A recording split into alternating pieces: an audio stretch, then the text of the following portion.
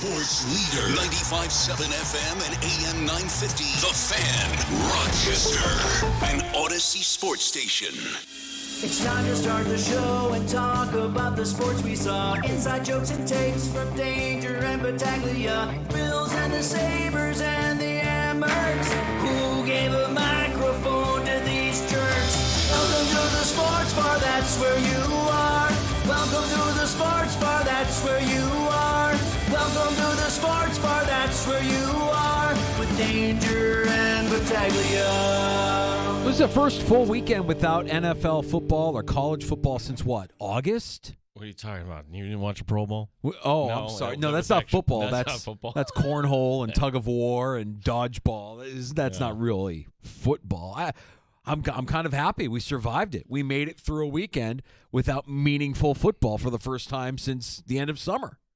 Did Adam Silver call up the Lakers and Mavs, say, hey, we need to be right front page here, steal the headline? Well, that's funny because it was one of those moments, the big Luka AD trade is one of those moments where you'll remember where you were when you first found out about it. And maybe you woke up to that news on Sunday. I was in the basement of my neighbor Tom's house playing poker with the – you've heard me talk about my neighborhood before, right? No. All those – no?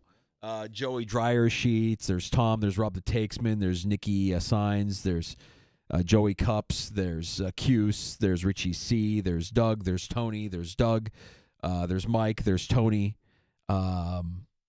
Frank, and Sammy the Bull, and I'm forgetting somebody. Tony.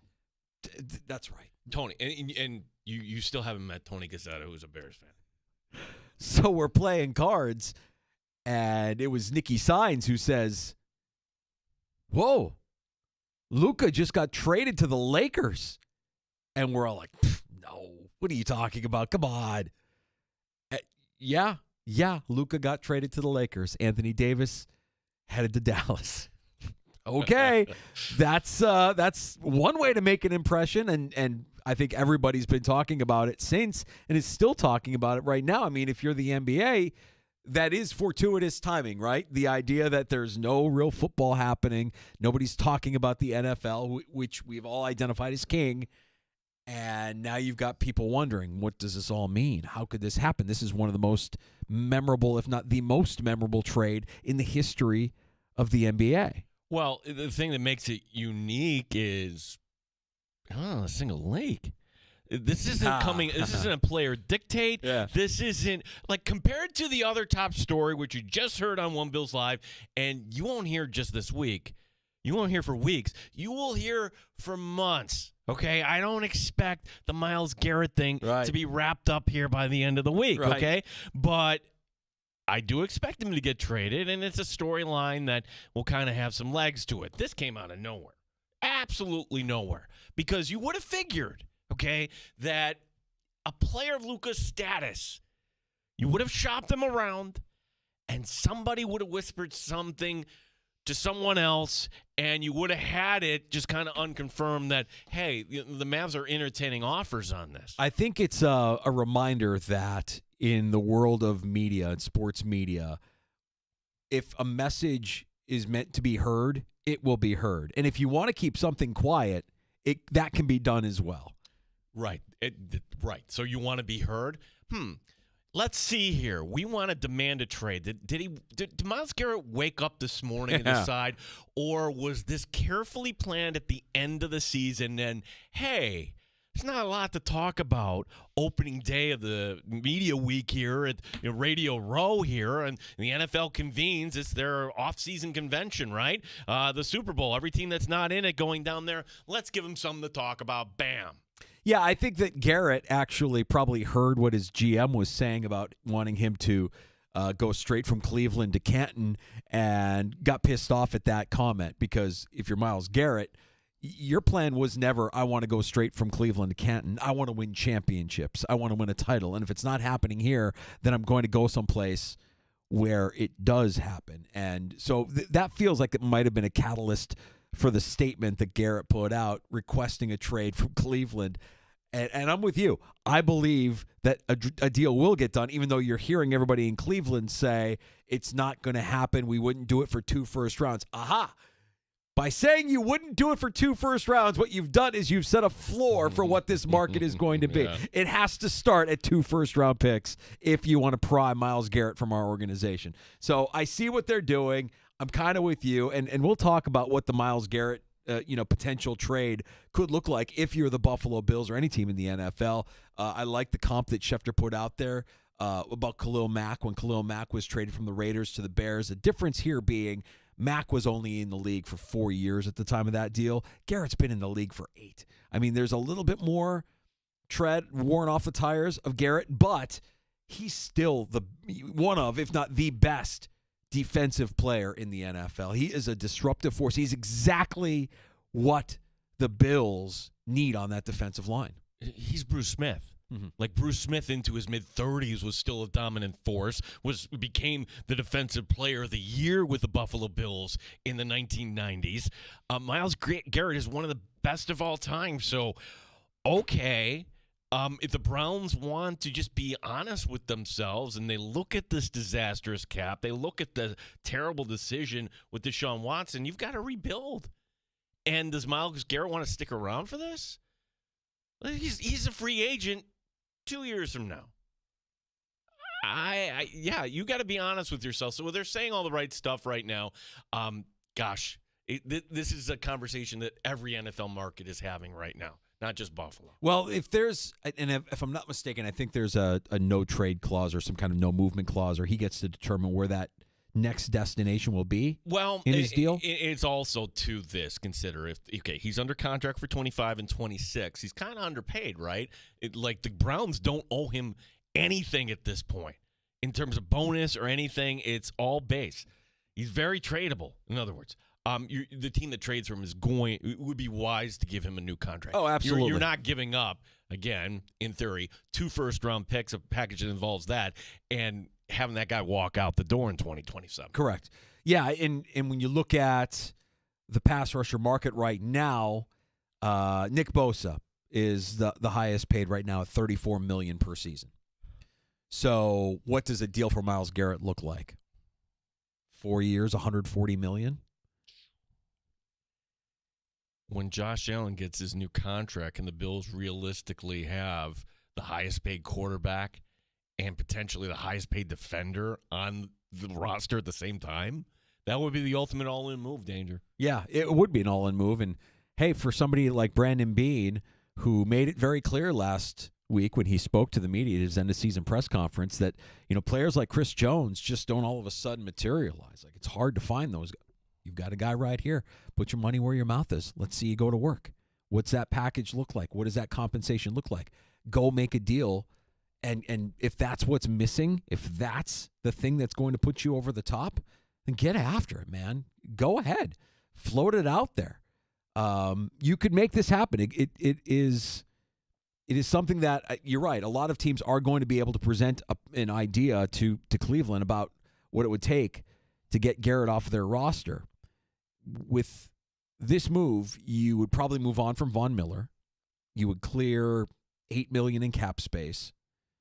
And then also his cap hits would come off the books. So you'd have a lot of cap room to make a deal with Garrett. Then you would have to work on your deals with Ed Oliver, Greg Rousseau, Taron Johnson, other offensive linemen. You have to, and the Josh Allen extension, of course, as well. What does that trade package look like, Gino? If you're the Bills and you're sitting at 30 with your first-round draft pick, it's not as lucrative as, say, a team picking in the top 10, obviously. So what can the Bills offer that puts them ahead of, I'll just say, a team like the Bears, as an example? What does Cleveland want? What do they desire here? That's kind of like if you're trying to sell somebody, you do what's called the client needs analysis. What do the Browns want? Oh, a CNA. Yes, very good. You're very good. The CNA. Do the Browns want more picks? Are you going to have to throw in an extra third? Or do the Browns want to show their fan base, hey, we're kind of competing, and there's just throwing it out there. Do you like entertain a Terrell Bernard or one of these young veterans that you haven't paid yet? Right? It's like what would the Browns kind of desire out of that? Yeah. I don't know. You could right now You could trade your first-round pick and your 2 second-round picks to Cleveland, maybe get a third-rounder back if you just wanted to deal with this season. I don't know that that's necessarily enough. I almost feel like you would have to give your top 3 picks this season, maybe your first next season for Cleveland to consider it, or you give, like you were describing, give away your top 3 picks this year and then throw in another player that they can. See, that's where I'm like, all right, now it gets a little uncomfortable because you don't – I've seen people say, well, just give him first and Rousseau. The Greg Rousseau piece of the puzzle is this. He's a Bill next year. Wouldn't you want to see how that defensive line – because where we see Rousseau, we're like, that's not – compared to Max Crosby and Myles Garrett and the other top defenders, he's still very good against the run. And he's never had a guy like that on the opposite side. What would that look like? I would not want Rousseau involved in any package. I want to see what it would look like for 1 year, and then you get to this point next year where Greg Rousseau is an unrestricted free agent, and I'm like, okay, we tried it, and maybe he walks out the door. Yeah. Well, that'll be worth monitoring here to see whether or not Myles Garrett actually at some point here does get dealt from Cleveland to another team. And hey, we've got 1, 2, 3, like 3 months, 3 months at least, 3 months plus of potentially talking about this as we get up to the draft at the end of April. You know, it's very real that nothing materializes until then. There's still a possibility that what Cleveland is saying is actually true, that they have no intention. It doesn't matter. We're not moving on from our guy. But I tend to believe, to go back to what we originally said, if it's something you don't want out there, you can definitely make it so that it is not out there. Dallas didn't make it known that they were shopping Luka. I think they had something specifically in mind, and that was Anthony Davis. It was a guy that can play defense and a guy that can help us win a title this year. Well, that's what they're feeding you, Danger. I don't know if that's Bill Ryder than you. We're going to get a few minutes with him. I love it. Yeah, he's Beyond the Arc podcast. We're working back and forth. He's got a TV hit coming up at the top of the hour. So he's going to squeeze us in here at the bottom of the hour where Bill, this other story too, where LeBron called him a liar.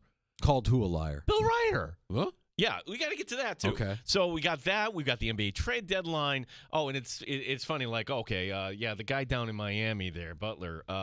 Where's he going here? They got that storyline. Guy's still hanging out there, but for Cleveland fans today, I think you saw this coming. This shouldn't be a surprise. You're probably nodding your head. Yeah, that's for the same thing, right? For Dallas fans, it's like they never get blindsided like this, right? Yeah, a crazy weekend. And by the way, the Senior Bowl happened on Saturday, which I think is a more meaningful event than what they were doing in Orlando with the NFL. Mm-hmm. So let's put a cap, let's tie a bow on Senior Bowl and get some takeaways. Yeah, so Mark Vitacor, interesting story. He was a Section 5 coach, first at Red Jacket, and then at Fairport, leaves Fairport around 2020, and he goes on this path of becoming a scout. So he's actually a scout, and he's kind of part of the team that actually invites guys. He's got this Northeast territory. So let's get his thoughts. Actually, a guy from the 585 who was down in Mobile all week. I'm not sure where he is right now, if he's still down in Mobile. So we'll invite somebody new on the show, Mark Vitacor, former Fairport high school coach who is now a Senior Bowl scout, joining us. That's also interesting, too, because for anybody that wants to get in to that sort of business, it's tough. It is really tough to crack. I'd be just kind of curious how Mark made that transition. All right, we'll talk to Mark Vitacor. He'll make his sports bar debut coming up here right around 4:25. You can pull up a stool and join us. The Good Smoke Barbecue and Pub Wingman line is 866-4FAN. Award-winning barbecue from Good Smoke Barbecue and Pub, 135 West Commercial Street in East Rochester, goodsmokebbq.com. You can also reach out to us on X. That's Elon's Twitter.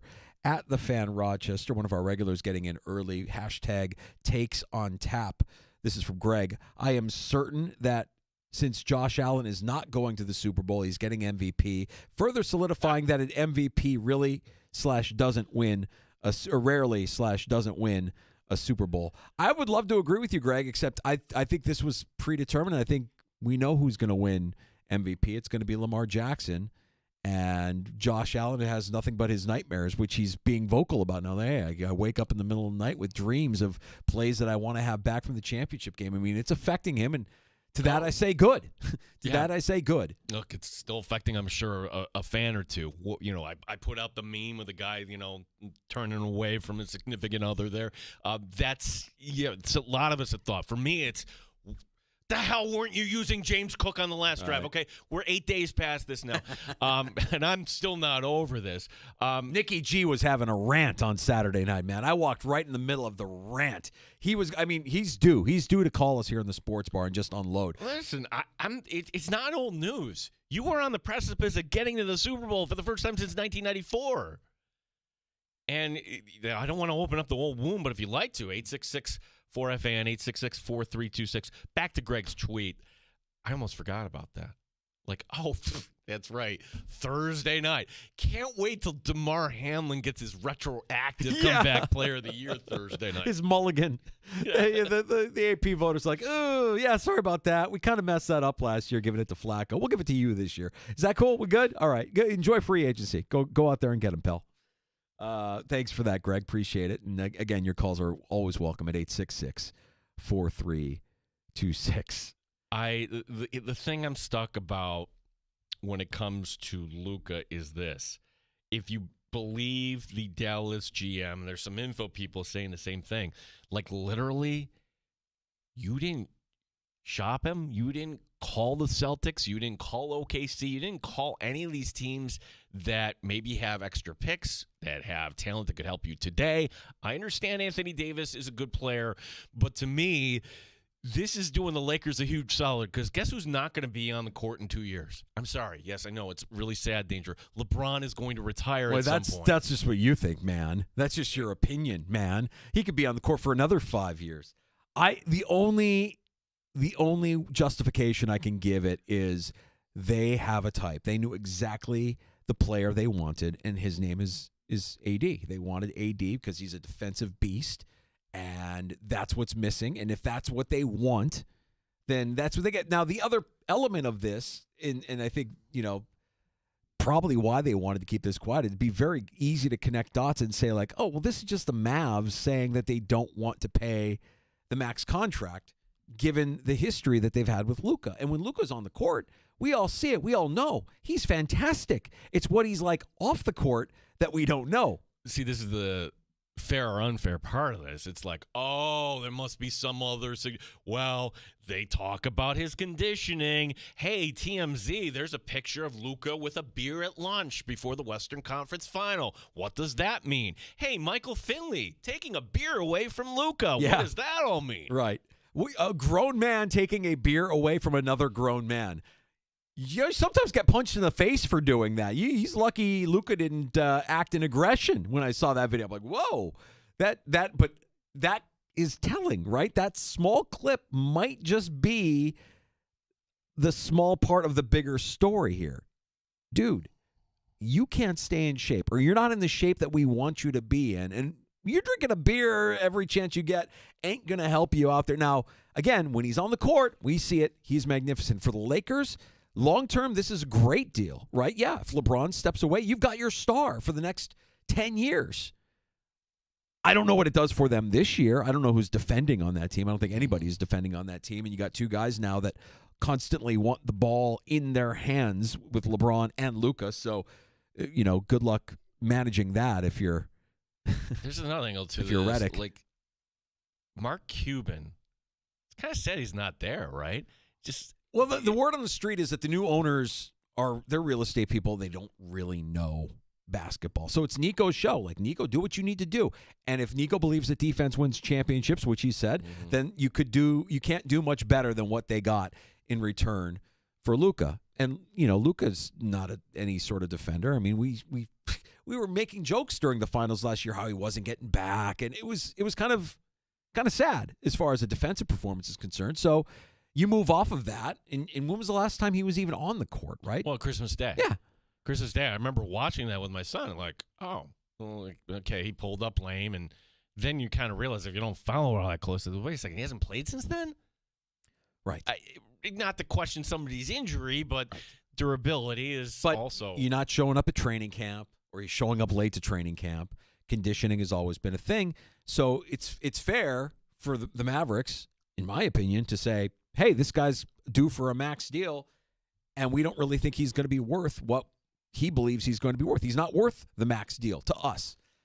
That's a debate we could have, right? Is he worth it? Is he not worth it? But in their eyes, somebody who's not committed to being in tip top might not be worth it. And if we can get a player that helps us today and helps us compete better with the teams out west, the whether you're talking about OKC or whoever you're talking about, well, I think AD helps you with that. You've got a pretty good lineup right now with Kyrie now be able to do what he does. You play AD in his natural spot, the spot he wants to play at the 4, and now you've got a team that can contend with anybody out west. I think it's going to be fascinating. I don't think it does anything for the Lakers now, except down the road. Yeah, we'll see what this means for the Lakers. It means you have your star. We got our guy Bill Ryder, Ryder Than You, in the Beyond the Arc podcast, joining us here coming up a little bit. Yeah, let's check in with Bill from L.A. next on the Fan Rochester.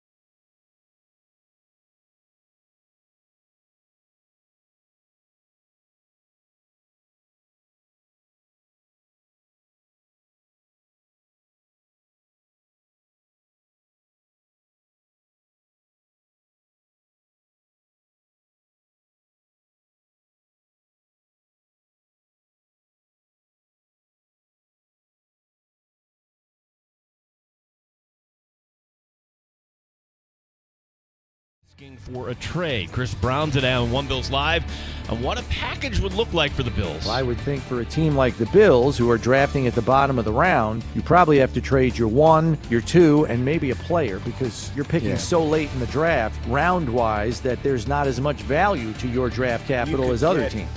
Top story in sports, Luka Doncic for Anthony Davis. We'll get the thoughts of Bill Ryder, Ryder Than You. He joins us next year in the Sports Bar. Buffalo Sabres have won 3 in a row. They look to make it 4 in a row for the first time in 2 years. They'll be taking on Columbus tomorrow night. The Yankees signing pitcher Carlos Carrasco to a minor league deal. Gene Battaglia, the Fan, Rochester.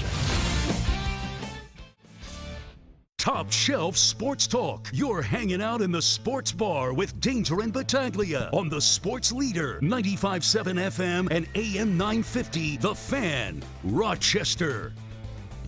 You can hear our next guest weekdays here on the Fan Rochester starting at 10 a.m. Ryder Than You. Also on the Beyond the Arc podcast. Bill Ryder's always good with this time to join us here in Rochester on the Fan and the Sports Bar. And Bill, you're in the center of it all, man. The news that broke late Saturday night, it's one of those moments that I think everybody will remember where they were when they heard that Luka was being dealt from Dallas to the Lakers.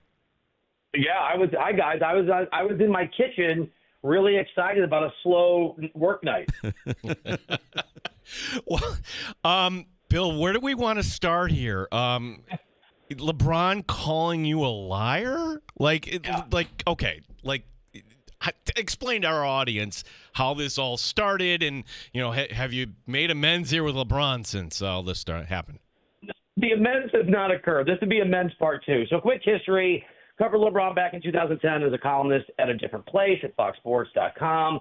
Was very, very, very, very, very hard on him. Oh, the young, whatever, ambitious guy. Everything I wrote was fair, pretty aggressive. He didn't like me. I like him. They sort of, wanted a detente. We did that. We got to a good place. I've had some exclusive interviews with him over the years, sat down with him for a TV interview when FS1 launched. Like the guy, still criticize the guy. He gets pretty mad when I do. I hear from the people around him. This is different, and I don't know why he responded the way that he did. I mean, there's a few things. First of all, and they didn't do it on purpose, CBS's social media sort of left out a part of the quote. A little frustrated, rather frustrated, and didn't reference, although it's in the video, that I was talking about reporting from 18 months earlier. Just a little insight into maybe what had happened.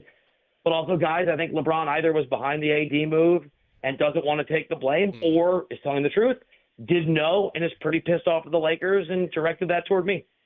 I think it's hilarious. I mean, what you're talking about is kind of what a lot of us, I think, were speculating over time, is that he's kind of frail and fragile when it comes to how he's being portrayed in the media and who's being critical of him, and he wants control of the messages that are out there about him. So do you believe that to be true? Do you believe that LeBron could have had it out with AD, and this was why this wasn't? I mean, the thing that we can't figure out is if you're the Mavericks and you're shopping Luka, why wouldn't you shop Luka? Why wouldn't you ask more than one team? And unless you really, really had sights on AD because of what he brings to the table as a defender. There are so many things here that don't make any sense, especially that what the hell Nico Harrison, the GM in Dallas, was doing. And usually when something's inexplicable, it's because you don't have all the info. I don't know if LeBron was behind it or not. I am a little skeptical that anyone really knows. There are certainly reporters, and I get it, sort of carrying water for just reporting what LeBron's people are saying. LeBron's people are very mad at me. We have not had there's not been a happy reunion with me and LeBron. In fact, I just got a text from one of his folks. They're very angry. I don't know if LeBron James forced Anthony Davis out or not, or approved it or not. I am certainly really incredulous that LeBron claim that he found out at dinner with his family. I mean, LeBron shares an agent, Rich Paul, with Anthony Davis. Agents have to be informed before a trade. Rich Paul is one of LeBron's closest friends, and LeBron put him in that job before Rich, who's very impressive, became the CEO and founder of Clutch. So you get in the weeds here. I have trouble believing LeBron wasn't a part of this, but I really don't know. And I think that question is going to be huge, because if LeBron was behind it, then this is a Luka Doncic, LeBron James plan for the next, year 2 or 3. LeBron's obviously 40. And if LeBron really didn't know, again, I'm skeptical, but I don't think we know. I don't know. Then the Lakers pulled one of the most disrespectful moves in NBA history against one of the best players of all time. Let's kind of explore how this actually looks. First, from the Lakers side, Luka, along with LeBron and whatever else is around, how's that going to work, Bill? I think think it's going to work well. Look, I think the Lakers, Rob Pelinka, needs to send Nico Harrison the most expensive gift basket in history for every day, every year for the rest of his life, because they win in two ways. They win the long term. Luka's a generational talent. He is 25 years old. He's been an All-NBA player every year since 2020. So their future is set. Yeah, the short term is really interesting. Assuming LeBron's going to be there, he has a player option in the summer of 26. He has a no-trade clause. But I guess if he didn't know, maybe you want to go somewhere else. But let's assume that LeBron wants to be there, and the plan is Luka and LeBron for the next couple years. They need a big man now. Jackson Hayes is basically their 5, but Vegas loves it. Their odds went from 40-1 to be NBA champions this year to about 16-1. They actually switched places more or less on the odds sheet with the Mavs. So Luka has carried teams. I mean, I think Kyrie Irving's really good, and so I'm not saying he carried Kyrie, but they were the Mavericks in the finals last year, and Luka is the heartbeat of that team. He's the best player on that team. He had carried them before Kyrie was there without a lot of help to a conference finals. LeBron is still really, really good, and so LeBron's in on this. And again, huge, I think, variable we don't know. And LeBron is willing to have this be Luka's team and play sort of second fiddle, and LeBron is the second best player willingly on a would-be championship team. I think the Lakers are a little short guys of what they need, but they're good enough to surprise, and they really could make a run this year. That's interesting. I didn't realize that the odds had moved that much, but I guess this is a big enough deal where if you're certainly a casual bettor, you would look at it and be like, well, you got two of the best players in the game. Of course the odds are going to move. I just wonder who's playing defense for the Lakers moving forward, Bill. Oh, they're not doing defense. Yeah, no, that's not happening. The defense. No, I'm with you. And what's interesting about this is they held on to Austin Reeves, which is great. From the Lakers' perspective, it's great. They only gave away one of their 2 first-round picks they were able to trade, although those picks really aren't as valuable as they would have been because Luka's now going to be here, and you would presume even in 29 and 31 when those picks would come due, and the 31 pick the Lakers still have for now that they can trade, they're not going to be as valuable. Yeah, the other thing that I think is important is it takes time, 20 to 50 games, sometimes often for great players to learn to play together. I covered that Heat team in 10 with Wade and Bosh and LeBron, and they got off to a 9-8 start, and LeBron tried to get Eric Spoelstra fired more or less. And then they kind of clicked, and then they still didn't win the championship. And so I think, and I'm speculating, but if the Lakers are doing this for Luka and LeBron, and LeBron's a part of this sort of planning, whether he knew or not, then I think you hope it works this year. You do the best that you can. You see if you get lucky, but you also have the rest of the season to kind of get in rhythm. We saw the Bucks struggle with this last year. And then next year and in the summer, you can make moves. And so I think, guys, in that case, it's a 2 or 3 year timeline and not just this season. Bill Ryder, Ryder Than You, here as part of the Infinity Sports Network here on the Fan Rochester. So the true or false or the varying degrees of truth here when it comes to Luka and the conditioning, and now all of a sudden we're revisiting stories where Michael Finley's taking a beer away from Luka. Right. How much of this, if anything, is there to it, Bill? Look, it is true that Luka is out of shape. It is true that Luka is not your typical – his approach to conditioning, if he has one, is typical. But I would point toward his Eastern European sort of buddy in Nikola Jokic in Denver, who spends the entire offseason when he's out the Nuggets partying and rafting and putting out videos of him drinking right back in Eastern Europe. Some guys are made for that and are okay. I look like I'm in a bowling league because I am in a bowling league. These guys look like they're in a bowling league for actually NBA stars. So yeah, it's a real thing. And my understanding is there was some frustration with the Mavs in that respect. But none of it changes the fact that Luka Doncic has proven literally himself good enough to get you to an NBA Finals or a conference finals with lesser teams and lesser parts. So that alone does not, to me, guys, explain what happened.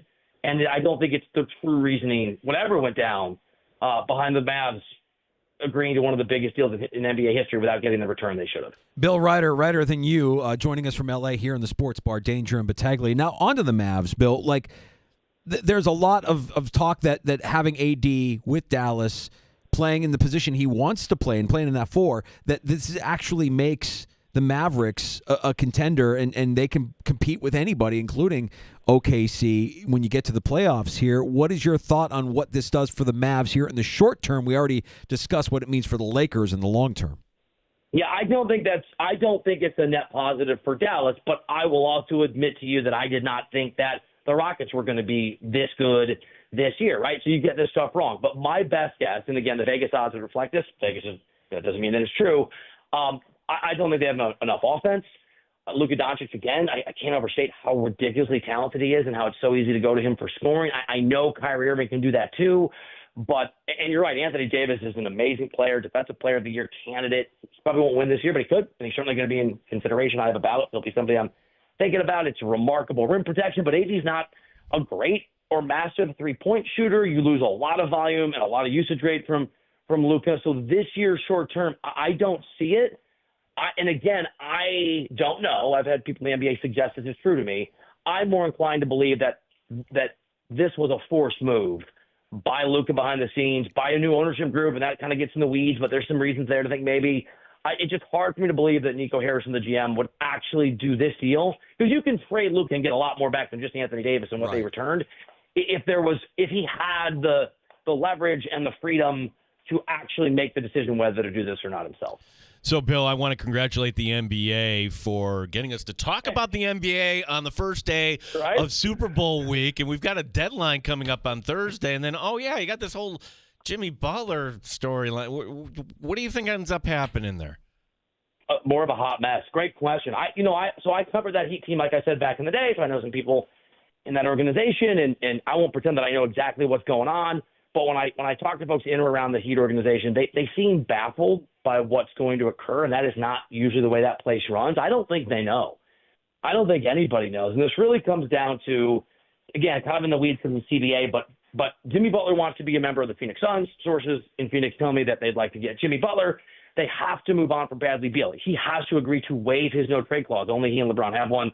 To facilitate that, his agent is the father of the president of the Suns, which is great. So maybe there's some family dealing that can go on, but everyone's waiting to see if Beal will agree to waive that no-trade clause, and that's before you figure out whether anybody wants Bradley Beal. I don't think people do that Bradley Beal would want to go to. I think we're waiting on that, and my guess is that if they can't convince Beal and Phoenix to waive that clause, that they are going to move Jimmy Butler somewhere else, and I wouldn't be surprised if the Warriors come back into the mix, even though they're reportedly not talking right now.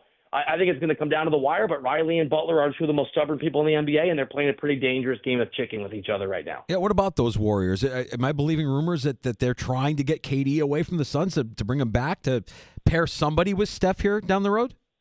I think it makes sense. So I'll say this. There's reports out there that I haven't confirmed, but there's really good reporting from really good people that the Warriors are making calls. Now, you can, you can call anybody. I can call Scarlett Johansson and ask if she'd like to go out. Bill Ryder making calls about Scarlett Johansson? Sure. Is he being hung up on? Of course he is. So making a call is not the same thing as having a substantive conversation between GMs. But I do think it speaks to the fact that the Warriors have a real sense of desperation because Steph Curry's window is going to close. They are not worrying about post-Steph. They want to win while they have Steph. They do have some assets. I think Jonathan Kuminga is the main one that they can move. And so they're kicking all of the tires, and in the past I would have told you guys they're kicking the tires and it'll be hard, but Luka Doncic just got traded, so I won't pretend to know what the hell could possibly happen in the next few days. Bill, last NBA question for me, and it's about the Knicks here. They're fun to watch for one reason here. Tibbs plays everybody, as you know. Is it gonna cost them, though, coming in April? What do you think of this approach? I really hope not. It certainly can, and I feel like I'm an adopted New Yorker. My mom's from there, and I lived a couple of years there when the network was obviously called something else. But, man, yeah, I'm with you. The Knicks are really good, and they're incredible offensively. As you know, they're one of the best offenses in the game. They're not as good defensively, but there's certainly reason to believe that they can, and they have been playing better, elevate up the D in the postseason because this is a Tom Thibodeau team, all those reasons. But you're right. I mean, I don't know if someone has told Tibbs you don't have to play every single player or many of them 44 minutes a game. It's okay. You can play them less. And so it is a thing to stay alert to. He obviously doesn't think it'll be an issue, but I am worried. And there are people in the NBA who are worried that they're just a couple injuries, like OG Anunoby hamstring or something away and too many minutes away from this Knicks team not quite being at the level to compete for a championship. Bill, we know you're up against it, but before we let you go, who do you like for Sunday and why? All right, so full disclosure, I lived in Kansas City. I cover that team. I'm interviewing Clark Hunt later this week. I know Clark really well. My kids were born there. They love the Chiefs. So I'm so biased, and I'm like the only person in America who's not over this team, apparently. I'll go with, especially right where you guys are. I'm sorry, Buffalo Bills fans. Well. Josh Allen, it's so unfair. I think the Chiefs are going to win because here's my incredible analysis. I just think Mahomes does that. Give me the Chiefs by 4 in a heartbreaking last-minute drive out of Patrick Mahomes that pisses off most of America. Bill, we're not running that promo on our station anymore, by the way. It's over, Bills fans. It's over. Windows it's closing. over. Yeah, it's over. Sorry. So sorry. That's funny. But enjoy the rest of your week, and we'll do it again real soon, man. Be good. Anytime, guys. Thanks. You got it. There's Bill Ryder. Hear him here on the Fan Rochester. Ryder Than You gets underway 10 o'clock right after Maggie and Perloff weekdays. You can also check out Bill, the Beyond the Arc podcast, in the free-to-download Odyssey app. So to kind of give you the context here, right? It's Bill Ryder, and to this day, Infinity Sports Network still has a relationship with CBS, right? So Bill Ryder goes on the CBS Sports Network after this breaks, and he's doing one of those, hey, I'm in my home office, and I'm kind of zooming in here. Yeah. And they're doing the thing, and they just take the snippet. LeBron had grown frustrated with Anthony Davis. And that exploded. LeBron himself, UAFKN lie, Pinocchio emoji, clown emoji. Imagine getting called a bleeping liar, clown emoji, Pinocchio emoji by LeBron James. It doesn't mean that it's not true. You know that's exactly right, Danger. Like, if you protest too much, then what are we getting upset about? And given his history, yeah, I think that it's very fair to believe that maybe LeBron was fed up with AD or wanted to change things up, because this is what this guy has done his entire career. It's not going my way. Let me get my way.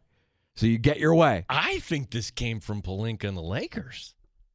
Like, hey, because LeBron, you can look this up. LeBron has always said glowing things about Luka. He's always hinted around playing someday with Luka, to the point where, like, okay, if he ever left the Lakers, would he actually finish up in Dallas? This is the Mark Cuban days. Yeah. Well, no, he re-signed with the Lakers. So to me, it just sounds like this is LeBron trying to cover his tracks here. I will say this about Luka joining LeBron.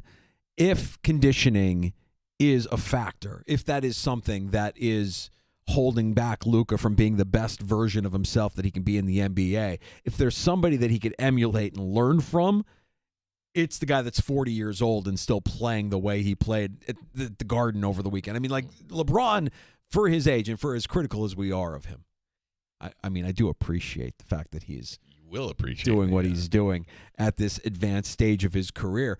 It's pretty remarkable. The guy is in amazing shape, and maybe some of that rubs off on Luka. It might be a change of scenery, a better environment for him to actually be what he was meant to be in Dallas. There's another kind of like narrative that's going around that I've seen in my feed that I just wanted to I'm the guy that always says the only standard that exists in our world is a double standard. Mm-hmm.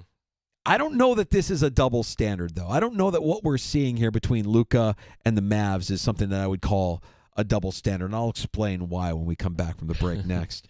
Also, you ever get these alerts on Facebook, like, you have memories to look upon and back on? Normally, like, 99 times out of 100, I'll just ignore those things. For some reason, I looked at it today, and I'm like, oh, this actually happened on this date. And, nothing's really changed here. Okay. We've got that coming up, and we've got free tickets for you to see Luke Bryan at Darien Lake coming up here on August 30th. Nice little end of summer night at Darien Lake with Luke Bryan. A free pair of tickets right now if you're caller 5 at 866-4FAN, 585-866-4326. You can get your tickets to see Luke Bryan at livenation.com. Caller 5, a free pair of tickets to see Luke Bryan, Darien Lake, August 30th. Now, from the Fan. You're listening to the Sports Ball.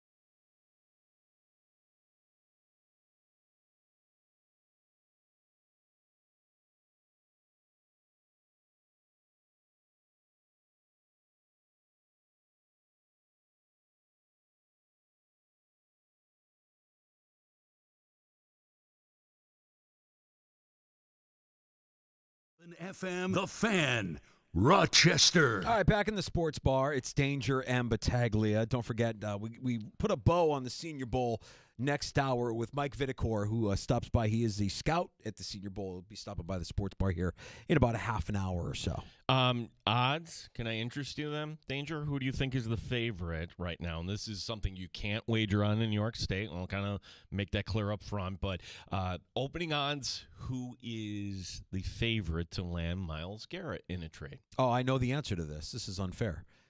It's the Dallas Cowboys. Oh, not according to Bovada. Oh, Bovada's got the They got plus 650 for the Bills here. plus 650. Yeah. Okay. I saw odds that the Bills were 10-1 the last time I checked. Interesting. Yeah. So I guess it depends here. Yeah. 650 they have for the Bills and the Eagles. 800 for the Chargers. Plus 800 for the Ravens. Here's what I got to say about that. You can't trade them to the Ravens. Sure can. How? Sure can. You can do that, but my gosh, I would think that maybe there are some Browns fans that don't want anything to do with that franchise in particular. Right. Yeah, I mean, trading him to a division rival would be, But to that division rival? inconvenient. You're not trading him to Pittsburgh. You're not trading him to Baltimore. Yeah, I would think that you wouldn't. That would be less than ideal. If you're a Browns fan and that happened, I think you'd maybe have a case to be upset at your team for doing that. The Chargers are interesting. That's interesting. If he truly wants to be like, I want to be playing for a Super Bowl, I want to contend, that team is in a lot better shape than I think other teams that you could view as contenders. Like, selfishly, I think, okay, would I take him to the Bears? I remember what it was like when they got Khalil Mack from the Raiders, and it was exciting, man. That was a Saturday morning where I just remember getting the news, and man, it felt like, okay, we got our guy. This is going to be great. And he was great for a period of time there. You got Khalil Mack after 4 years with the Raiders, and he still had some gas left in the tank.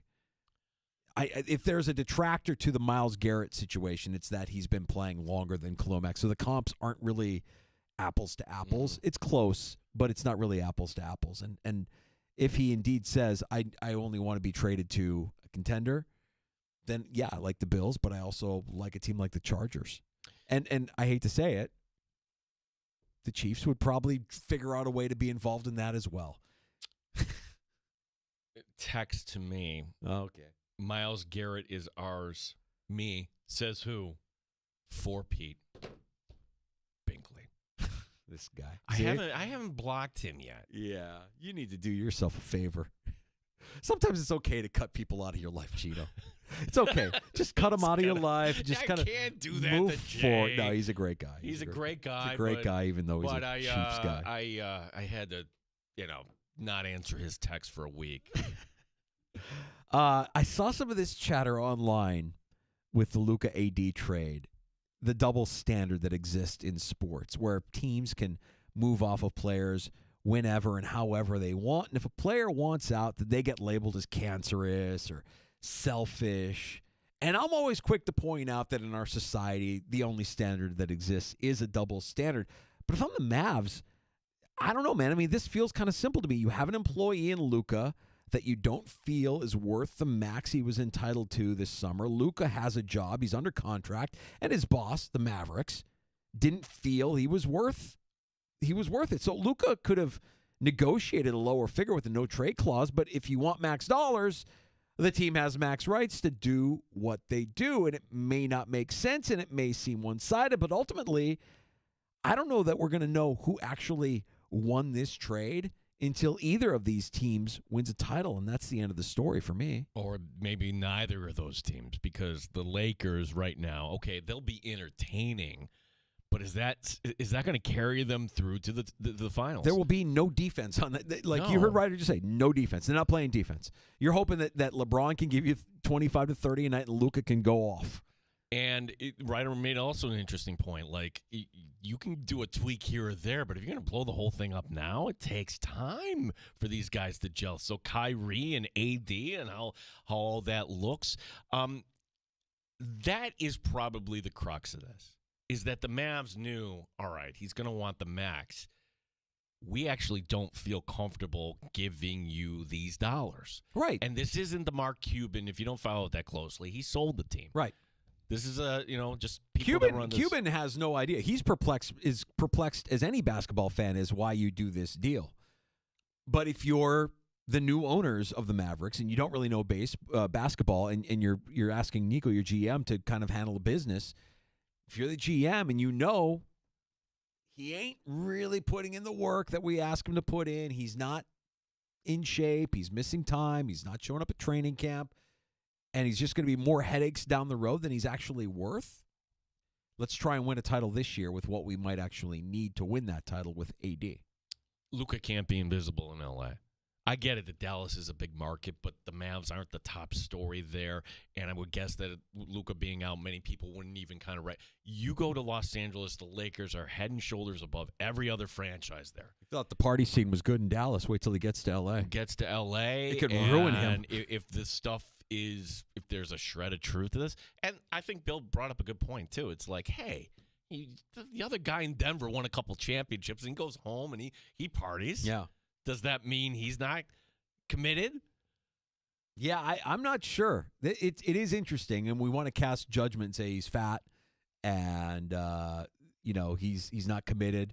But then you watch a guy like Joker, and you're like, well, he's winning titles, or he's won a title, he's won MVPs, he's pretty remarkable, and he's not living that different a lifestyle than Luka being Eastern European guys. It's just a different mindset that they have, and they probably think in their head, yeah, this is nothing. I can turn it on whenever I need to turn it on. It's interesting.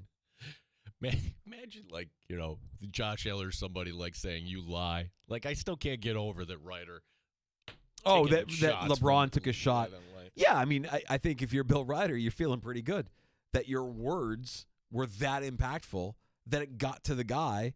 And this, again, how thin-skinned is LeBron? Why are you even acknowledging it? You're LeBron, man. You're at worst the second best player of all time. Why are you acknowledging anything that's being said about you on social media? Because it's true. That's right. It's true. That's right. And he has to feel like he has to defend himself. If that's the case, yeah, okay. I kind of see LeBron working here. You get these little notifications on Facebook. You have memories to look back on today. I normally ignore these, but I don't know why I bit today. On this date in 2011, this is my posting. Oh, boy. Thank you, Tom Golisano. Oh, boy. Okay, which I digress. It might be only one. I cringe looking at old posts. I don't wow, what am I thanking over? What is this over? Am I supposed to, people responded to it. Okay. I see some old posts from the early days of social media, and I'm like, I can't believe I'm still employed. Right. Well, it wasn't the day they sold, but Golisano on this date in 2011 agreed to sell the Sabres to Terry and Kim Pegula. If it's not for Tom Golisano rescuing the team out of bankruptcy, who knows where this team would be. Dude, this is the worst stretch of any sport, all time. The Pegulas and the Sabres. I know they won a few games, okay? But yesterday they win the game, but their fans are just kind of left, after your star player takes an elbow to the head. Now the Sabres come back. Tage Thompson's got the helmet knocked off, and he is face first down on the ice. Yeah, no penalty being called. The referees did not have their arm up in any manner. And Tage Thompson is down, as you said, with his helmet off, and referees and linesmen trying to separate everybody. And I think the two refs might have a little conversation about this one. No retaliation for that player. Sabres won, yes, and there was a match penalty eventually called. Even when they win, it feels like they lose. It's so sad.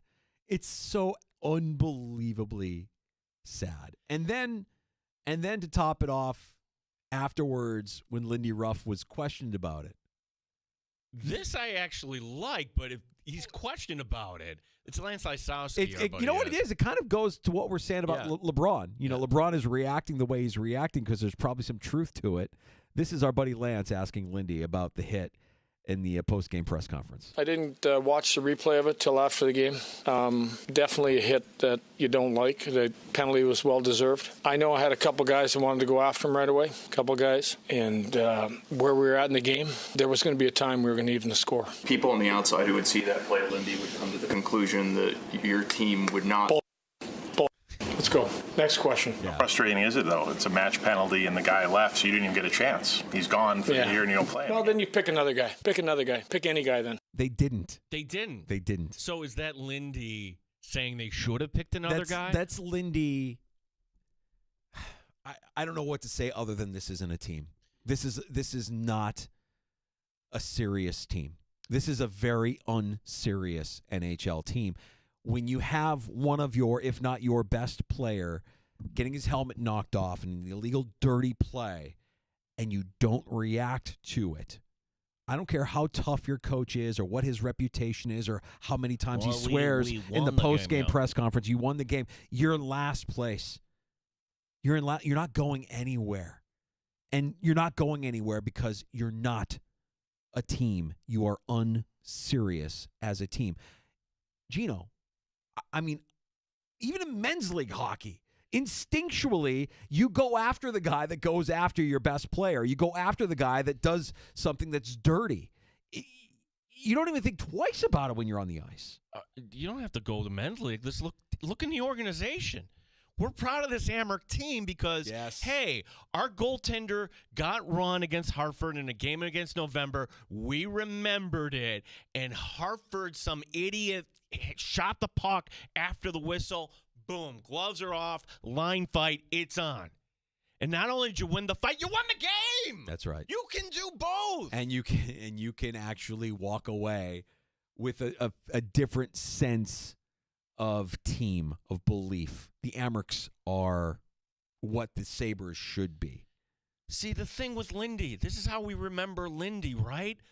The big fight against Ottawa, the line fight, and he's challenging Brian Murray. It was freaking 2007, Danger.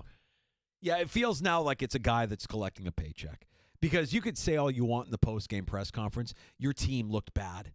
Your team, even in winning, your team looked bad. That's a bad look. The idea that you have guys out there with size, guys out there like Samuelson and power.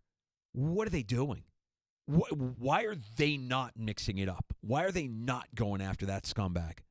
Instincts should tell you, that's my guy. I'm going after you. This is an unserious team. There is no way I can believe that they're going to do anything for the rest of this season that resembles what a playoff contending NHL team looks like. I don't care how many games they win in a row. You showed me all you needed to show me by not doing anything after Thompson got knocked down. It's just a terrible mess. And they're on a winning streak, mind you.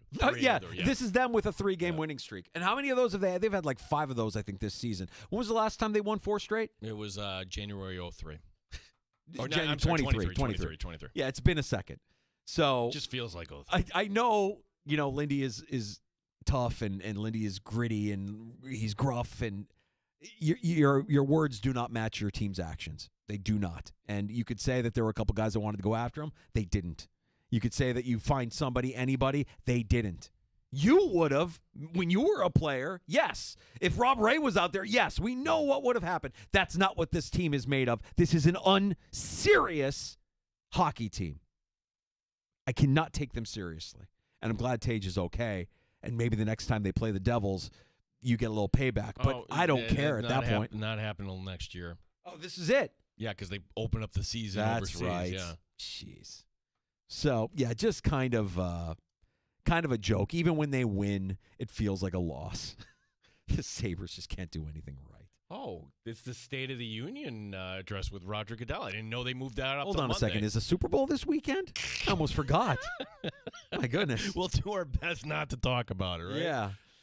We got to take a break and come back. We'll be joined here shortly by the Senior Bowl scout, Mark Vidacore, with a little 585 roots. We'll catch up with him and put a bow on all the festivities there in Mobile. Look ahead to what's next for these prospects as the April draft is looming.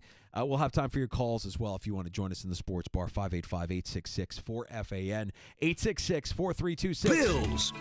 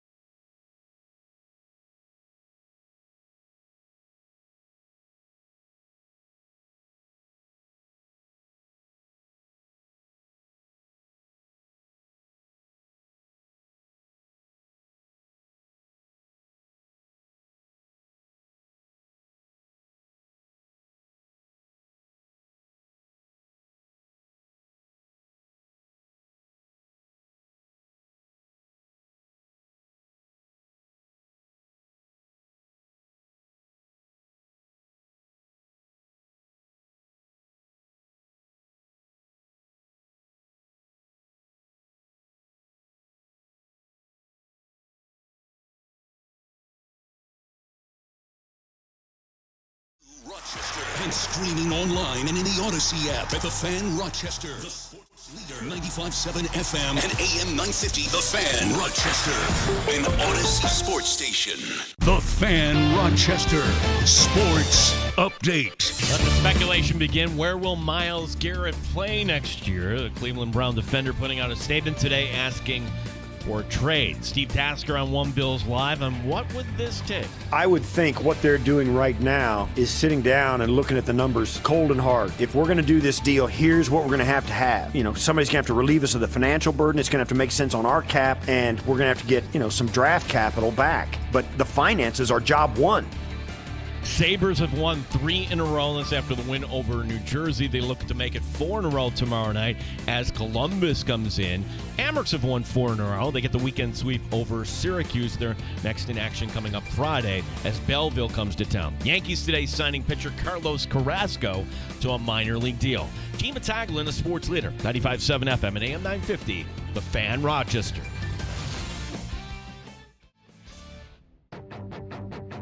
The Sports Bar with Danger and Battaglia. Before we move on to the Super Bowl, we'll reset, we'll recalibrate, not make any rash decisions. Mike Danger. Racquetball is the best sport ever. I still play weekly at Screw Pickleball and get off my lawn. Gene Battaglia. Holy cow. I am dealing with a top 20 programmer in the nation. Go again. Somebody that has a mind for radio. I'm actually concerned you're going to hustle me. You would never hustle me, Danger. You wouldn't hustle me. Myles Garrett has requested a trade from the Cleveland Browns. He wants to play somewhere else. We came to New Orleans. We thought this was going to be football 24/7. And what happened? The NBA swooped in. On the heels of Luka for AD, we've got De'Aaron Fox to the Spurs, Zach LaVine to the Kings, and a deal that also involves the Bulls and multiple first-round picks. Jimmy Butler is trying to force his way to the Phoenix Suns. 95.7 FM and AM 950 The Fan, Rochester. My anticipation expectation is that he'll have a direct ticket from Cleveland to Canton at the end of this year, and expect him to be here, and retire a Brown, quite frankly. Really? That's your expectation, eh? You're just going to put that out there? From Cleveland to Canton. Okay. Myles Garrett using that direct quote in his statement, requesting a trade out of Cleveland.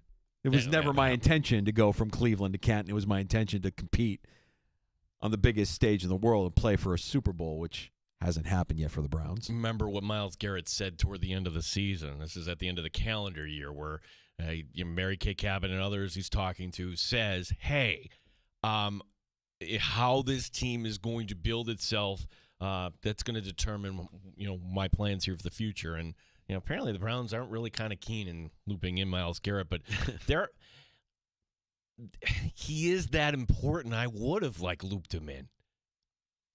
The Browns, according to Barry, as you heard in that clip, they're not entertaining trade offers, and they wanted to make sure that they included that includes 2 first-rounders. So even if you have 2 first-rounders, we're not entertaining. All I hear when I hear that is, okay, that's the starting point. That's the starting point for a framework of a draft, 2 first-rounders, and and we were talking about odds for the teams expected to land Myles Garrett. I saw Dallas at plus 400. You said you saw the Bills at plus 650. It's one of those eye of the beholder type of things, and you can't bet on that in New York anyways. But it's only the beginning of this story, and it's funny how we have this story, and it's all in the open, and will be discussed. And if there's nothing else going on, that'll be the fallback. It's not going to get resolved today, tomorrow, next week. Probably not until the draft, I would guess. Going back to the 2 first-rounders. That's the problem for the Bills in this. It's not a question of do you want the Bills to trade for Myles Garrett? Give us a call. No, everybody's answer is going to be yes. I've seen a couple of people say, I don't know, he's a little bit up there in age. No. I've seen that. Stop. He's been an all-pro each of the last 5 years. He's the reigning defensive player of the year. Yes, Gene, but you're not paying for past production. You're paying for the future. You're paying for what he has left, not what he has done, what he has left. No, you got to take a swing here. You're going to pay for it. I get that. But if you're looking to upgrade a defensive line, this is it. This is the guy that you could go. Here's the problem. You just mentioned, all right, maybe they're setting the bar, wink, wink, at 2 first-rounders. Yeah, I would think that there will be some other team that could beat Buffalo's number 30 pick this year and next year's first rounder as well. That's the problem, that the Bills would have to sweeten the pot. Does that mean another draft pick? Does that mean one of the players? That's where I kind of draw the line. Like, yeah, I think this core is pretty good. I want to add to the core, but I don't want to trade off parts. And that includes Greg Rousseau. Greg Rousseau is going to want to get paid, Danger. Greg Rousseau, they're saying when he hits the market potentially next year, or if the Bills want to lock him up, before then he's on his 5th-year deal entering this year, so you don't have to talk about this now. $22 to $25 million a year for Greg Rousseau. Man, I'd love to see Myles Garrett and Greg Rousseau, albeit for 1 year here, and then maybe you could have that conversation with Rousseau next year, or maybe Rousseau hits it big, puts up big numbers, and then somebody else would pay him. Right now, the highest pass rusher on the market is Nick Bosa of the Niners, $34 million a season. So with that in mind, what's Rousseau worth to the Bills? And what would Myles Garrett be worth to a team that was going to have to eventually extend him? You're going to have to give him a new deal with this trade. 35. It would be at minimum, right? Right. And that's, you're not paying him less than Nick Bosa. You're going to pay him more than what Nick Bosa is making. And another element of this that you have to consider is, can you get a deal done with Myles Garrett if you're a new team acquiring him before the Cowboys reset the market in what they pay Micah Parsons? Now, the Cowboys, if history holds serve, no, they're going to wait till they'll wait until the last minute and wait, which doesn't help them any. I mean, they could get in front of this now and really put the heat on a team to pay Myles Garrett more than what the Cowboys are going to pay Micah Parsons. But Micah Parsons is next in line to make that kind of money. And I guarantee you, if Bosa is making 34 per season, I mean, what's Micah Parsons going to be worth to the Cowboys? This is not the time to be prudent when it comes to the cap and draft capital. Okay? The Bills are the best team in the AFC East. It's kind of logical to say they'll win their 6th AFC East crown. I don't see another team, maybe New England will come along nicely if the Bills are healthy, which means you're right at the table again. Where do you get seated? Do you get the number 1? Do you get somewhere in between? Do you have to play a divisional game? Who can you get as a difference maker to get by that team in the Midwest? Mm-hmm. This has to be. You don't think they're having these honest conversations right now? Or they probably already did. They knew this was coming. Brandon Beane, everyone else talking. Well, for all of the talking last week that we heard from the end-of-season press conference of Brandon Beane, over 90 minutes spent talking to the media, being clear and saying that guys like Chris Jones aren't readily available to them, that, like those are once-in-a-generation type players.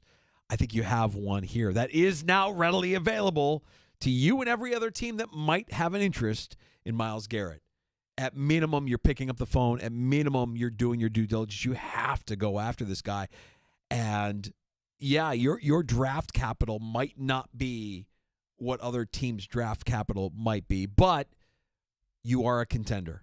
And if you're Myles Garrett, the pitch is come here. You're the missing piece. You're the thing. You know how to get after and pressure the Chiefs. Every time the Browns play the Chiefs, Myles Garrett is a factor. He can get to Patrick Mahomes, whereas the rest of the Bills' defensive line has struggled in years past. You know me, Gino. Normally, I'm pretty cynical about this stuff. Not this one. Go get him. Well, go get him. It's also could swing the other way if you don't go get him. And Kansas City does? You jump to Kansas City. I would say, what about the Chargers? A team like that. What about Denver?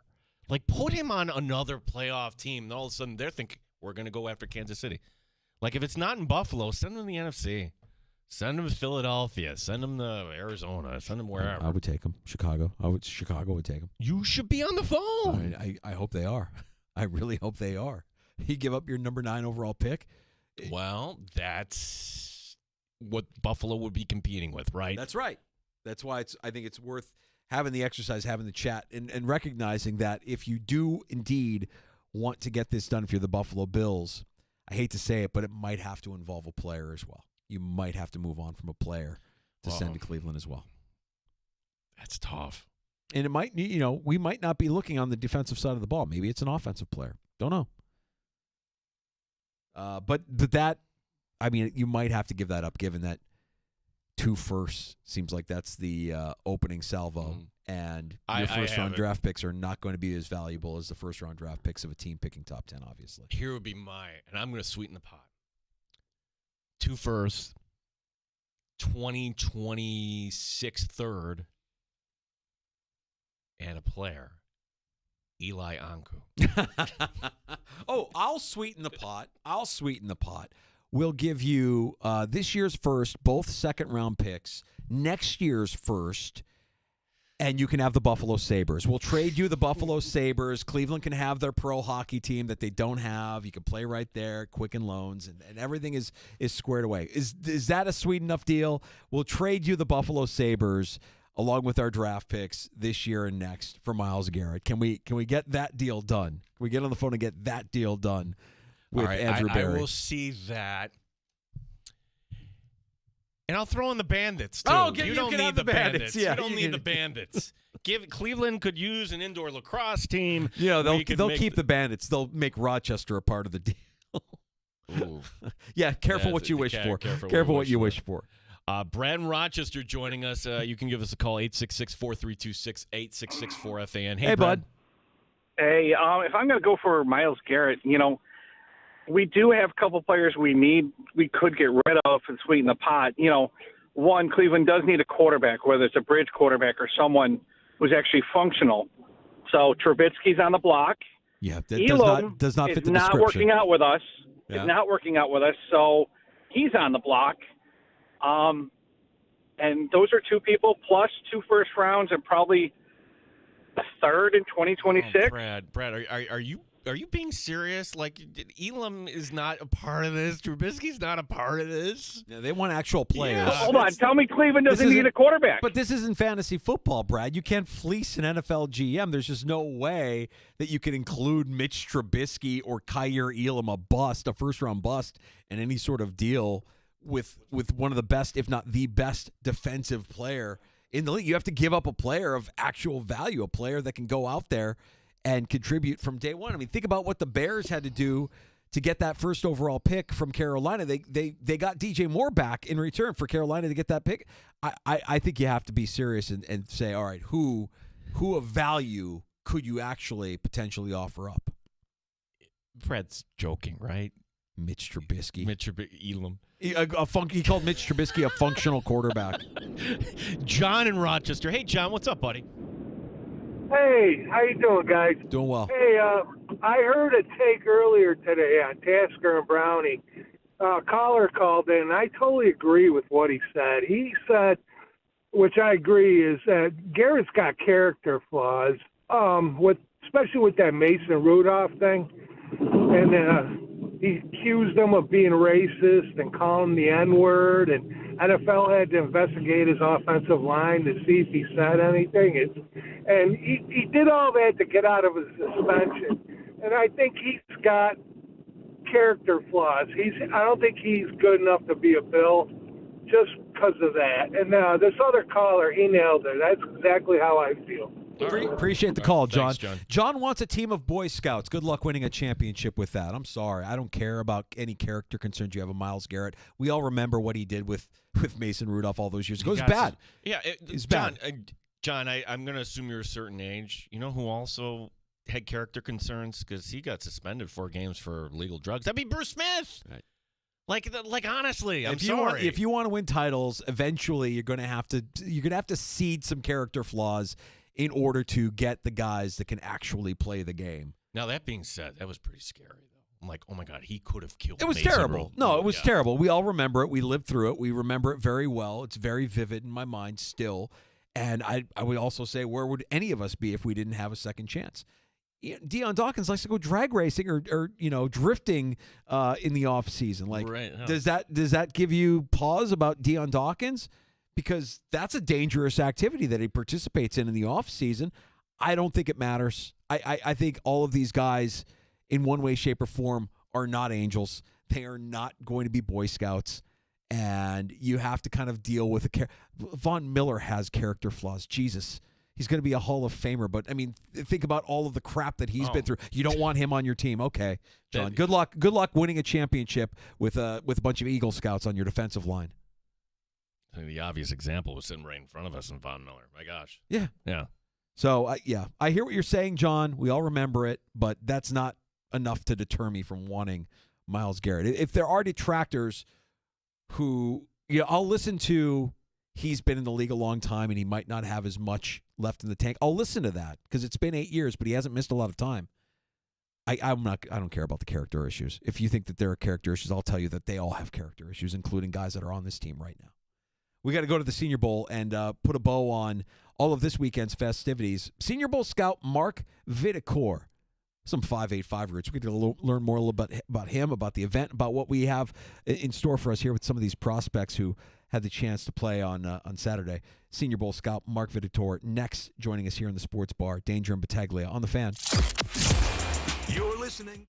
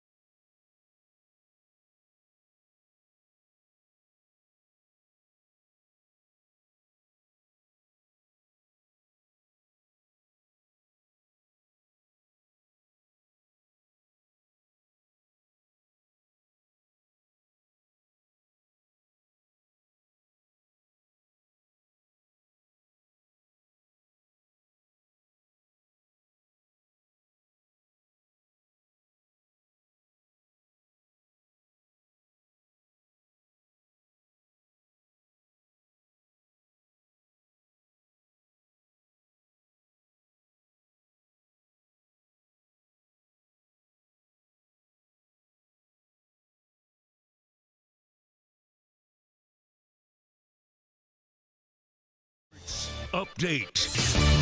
Well, where will Myles Garrett play next year? The defensive end putting out a statement, the Cleveland Brown defender asking for a trade. Chris Brown today on One Bills Live. And what would a package actually look like? Well, I would think for a team like the Bills, who are drafting at the bottom of the round, you probably have to trade your 1, your 2, and maybe a player because you're picking so late in the draft, round-wise, that there's not as much value to your draft capital as other teams. Sabres have won 3 in a row. They look to make it 4 in a row tomorrow night. Columbus, the opponent. The Amherst have won 4 in a row as they're going to have a little time off. Rochester home against Belleville this Friday. That is the only game for the Amherst this weekend. The New York Yankees signing pitcher Carlos Carrasco today to a minor league deal. Gene Battaglia, the sports leader. 95.7 FM and AM 950, The Fan, Rochester. The beer is cold and the wings are hot. You're in the sports bar with Danger and Battaglia on the sports leader, 95.7 FM and AM 950 The Fan, Rochester.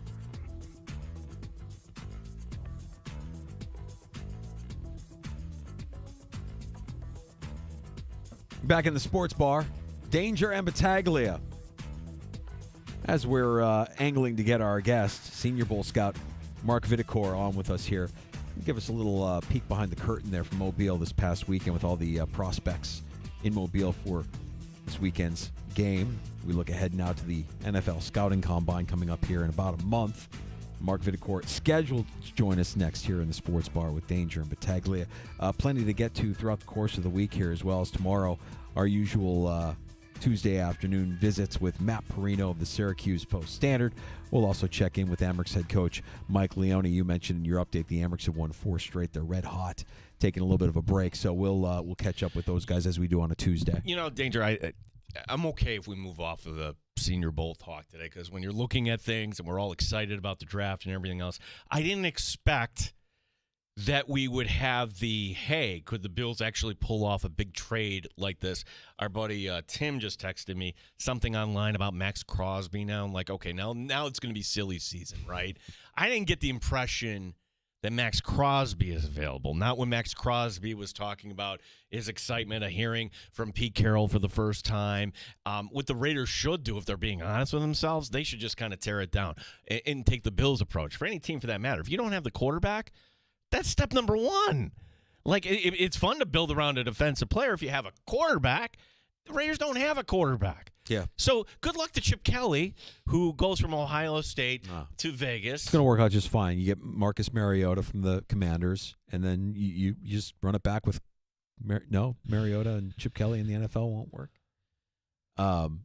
Speaking of the Commanders, Josh Harris, just crushing dreams everywhere. Yeah. Making it very clear that there will be no name change for the Commanders moving forward, that the Commanders have become part of their culture. People are buying in, that they've moved on from any tarnished images that may have existed with the previous moniker. So for anybody hoping that there would be a change back to maybe Washington football team or the original nickname of the Washington football team, it will be Commanders moving forward. That's straight from the mouth of Josh Harris. Although he did leave the door open for better ways to tie the team to the past. Maybe that includes, maybe a uniform change at some point, and that's part of me is just speculating there. But the old logo and the old name, that's not going to be coming back, as some had speculated. All right, so of hearing the news that Myles Garrett has requested a trade, and of course all the steam that builds as we're talking about the potential of the Bills being interested in this, where I would think a lot of teams would actually be interested in this. We want to make sure that we kind of explore all of these different angles here and learn about whether or not this is something that it could be viable for the Buffalo Bills, knowing that they have the cap space, they've got some draft capital, maybe not as good a draft capital as other teams out there, but it is still something that we're going to continue to explore here through the course of the afternoon. Just curious, how somebody, imagine you're a Section 5 coach, but how do you make this transition to becoming a scout? Mark Vitacor was the head coach at Red Jacket and then Fairport, and now has a territory where he scouts for the Senior Bowl. He's got a lot of stuff going on. Mark, thanks for your time. How did you make that transition, bud? What's going on, old friend? How you guys been? We're good. We're doing good. So yeah, I mean the transition's good. The transition is like anything else, right? I think it starts out with the coaching world, right? Trying to help your players get recruited. It started with trying to help Onami Kensington, who ended up at Cornell, be recruited to Harvard, right? And so from there, it was learning about what it is college coaches are looking for when they're scouting high school athletes, and then that brings you down into the rabbit hole that I still have not come out of. But it's learning the nuances and all the different traits and the work that goes behind the scenes on, it could be an Ivy League recruit, it could be a G5 or an FCS or even a Power 5 or Power 4 conference player, even an NFL prospect. It's all similar. So what it is, it's a ton of work. It's work that most people don't see, and it's not always pretty, but it's as you guys, as passionate as you are about the Buffalo Bills and different sports teams, even the Syracuse teams locally and the Buffalo University at Buffalo, it matters, right? Doing a really good job as a scout can impact a team's roster construction, and I take a ton of pride in it. I know there's a lot of people out there that do as well. So, Mark, is your role with the Senior Bowl to get the players that are actually there in Mobile during the week and leading up to the game on the weekend? Well, I mean, my responsibility is to make sure that the rosters that I see up here in the Northeast, that I've done all the background work and all the possible, either a film study or on-field study for those players to make sure, is there anybody that the NFL doesn't already know about that we should be considering at the Senior Bowl, right? And then if there's a player on the list that the NFL has already vetted, do they what caliber player are they? Will they be competitive down in Mobile? As you can imagine, you want to bring down 8 guys that you think could make it, but even when someone such as myself puts 5 or 6 players on the table saying, hey, I think these guys could compete, they could end up, being starters or contributors in the NFL team, you're only going to influence a room so much if you don't have something to back it up. But so it's a pipeline, right? So you bring it up to the next scout or the director, they have to vet the players that you've vetted. And you have a war room battle over who's going to be the Mike linebacker, the Will backer, that comes, that represents that position, because there's only so many spots for that player. And so, what you're responsible to do is you're responsible to make sure that you're standing on a table for the people you think are going to be competitive and be drafted and be contributors in the game. Yeah, I mean, Mark, this is before your time at the Senior Bowl, but imagine if you were, and our guest is Mark Vidicor, former Fairport High School coach, who is kind of scouting the Northeast, Syracuse to Toledo, certainly UB. I would imagine also you got to kind of take a look at Division III schools. I mean, you once upon a time had a Senior Bowl player come from Hobart and Ali Marpet, and then he wins a Super Bowl a few years later. So talk about that, where you don't want anything to fall through the cracks. And sometimes you get pitched the other direction, like by some coaches, like, hey, you got to come take a look at here at our guy. Yeah, and you have to have the network of coaches that we're connected with. We have to trust their opinions, at least up front, with anybody that either the NFL scouts have not ID'd. Because remember, there's the 32 NFL teams send scouts out the same way the Senior Bowl does. Everybody's trying to uncover who are the most draftable prospects from Division III all the way up to the Power 4. And an example of that is, Mercyhurst had a couple of prospects, one of them Cameron Barmore, and the other one, the defensive lineman, who, I was genuinely looking at, and I knew he was a player that could potentially be drafted, but Cameron Barmore entered the transfer portal, and he was picked up by Arizona. So that's a small school that was Division II, I believe only 2 years ago, that moved up to FCS, that without my network with Coach Remedio and being a high school coach around here, I wouldn't have really known about those guys. So, but to your point, especially at the offensive line position, you really can't afford to allow players to be missed. And I will tell you that it's a mission for me to find more players like that are maulers, that are also athletic, like Ali Marpet, and you could say Quinn Miners as well, who Jim Nagy just absolutely stood on a table for during COVID to get him down to Mobile. Nobody on earth wanted Quinn Miners down in Mobile more than Jim Nagy. And I mean, look at he's a Pro Bowler, one of the best players in the NFL. He's a Division III lineman. So those are two examples of Division III linemen.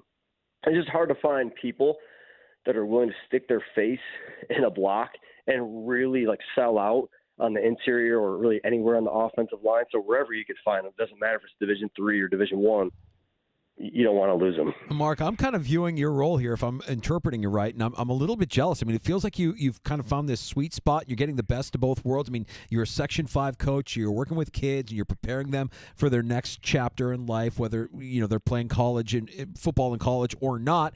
And now you've got this role where you're preparing college athletes for their role in the pros, should they make it to the pros. You're not really involved in any of the stuff that the college coaches are dealing with here in terms of NIL and the transfer portal and all of the stuff that a lot of people are critical about with college athletics and the state of college athletics today. Your role kind of stays the same. It's just at a higher level where you're really in a prep mode of getting these guys ready for that next step. I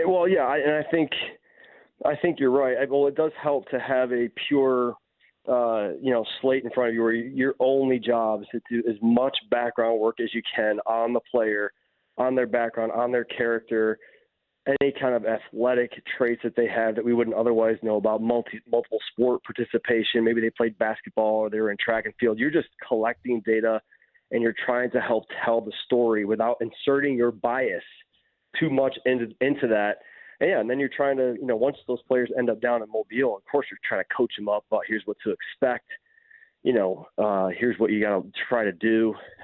Jack Kaiser out of Notre Dame, who I wasn't really scouting per se. We saw him in the airport in Atlanta, and we were, of course, he saw the Senior Bowl gear. You're talking, and he's like, what do I expect? And so, you want to help him. So I said, look, you got to get down there and you've got to treat this like it's the Super Bowl. Don't treat this like anything else. Be extremely competitive, communicative, hustle on every possible play. There are cameras on you at every second, and that you got to know that. Even when you don't think the play is going your way, like everybody's got eyes on you, and they're going to go back and dissect it after the fact too.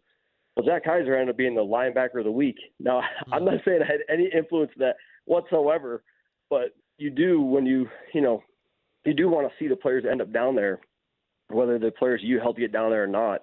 You want to see them be successful. Yeah, I'm still a coach at heart.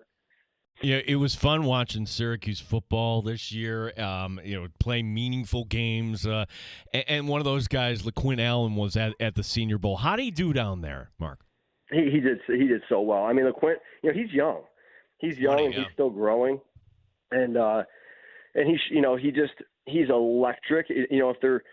I love the way James Cook plays the game. He's very fluid. LaQuinn Allen's very fluid. I think Cook's got a little bit more long speed overall. LaQuinn's still building up some of his power, but he's one of the toughest players, in the game. And, he misses very few snaps. It's hard to find backs that can run hard, have, solid vision, can make one-handed catches in the red zone, as you guys saw him do this year. He played for two different head coaches, two different offensive coordinators. That also tracks. Think about it. You got LaQuinn Allen, who played for Dino Babers, played well, but then he takes on a new staff. He could have transferred, but he stuck around. Not only did he stick around, he was their best, one of their most productive backs, the most productive back there. And that says a lot about his character, also his ability to adapt. I thought he did phenomenally well down in Mobile. I would say his practices were probably his strongest, reps on tape in the game. He had a few opportunities here in the red zone that didn't, I think, go his way. But in all, I thought he played very well.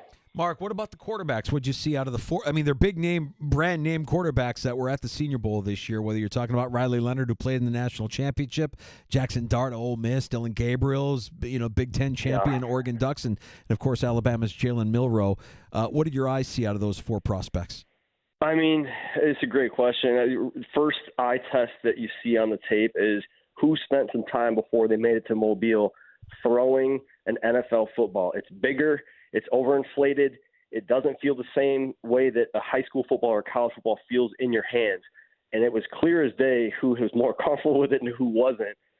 And I'll just tell you, on day one, Dylan Gabriel looked like he spent a ton of time throwing an NFL ball. You know, he's not doesn't have a huge frame. Yeah. But the things you look for is, are they comfortable gripping and spinning the ball out of their hands? How accurate are they against air? If you guys go watch any NFL game, all three of the guys, the first, second, and third string quarterback, should be lights out versus air. You can't miss throws versus air, right? Now you add the defense in a one-on-one scenario, 7-on-7, 11-on-11.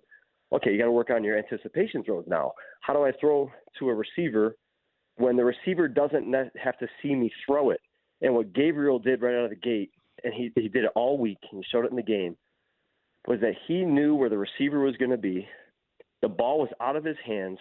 The receiver comes out of the break, never saw Dylan throw it, and he's throwing it. He's hitting him right on the neck, and that's where you want to hit a receiver. It's the easiest way to keep your thumbs down, catch the ball, tuck it, and run it. And I thought that was extraordinary. I think other quarterbacks may have some more flashy throws. You know, Jackson Dart could be, he's big. He's a big guy. He runs hard. I think that helps him.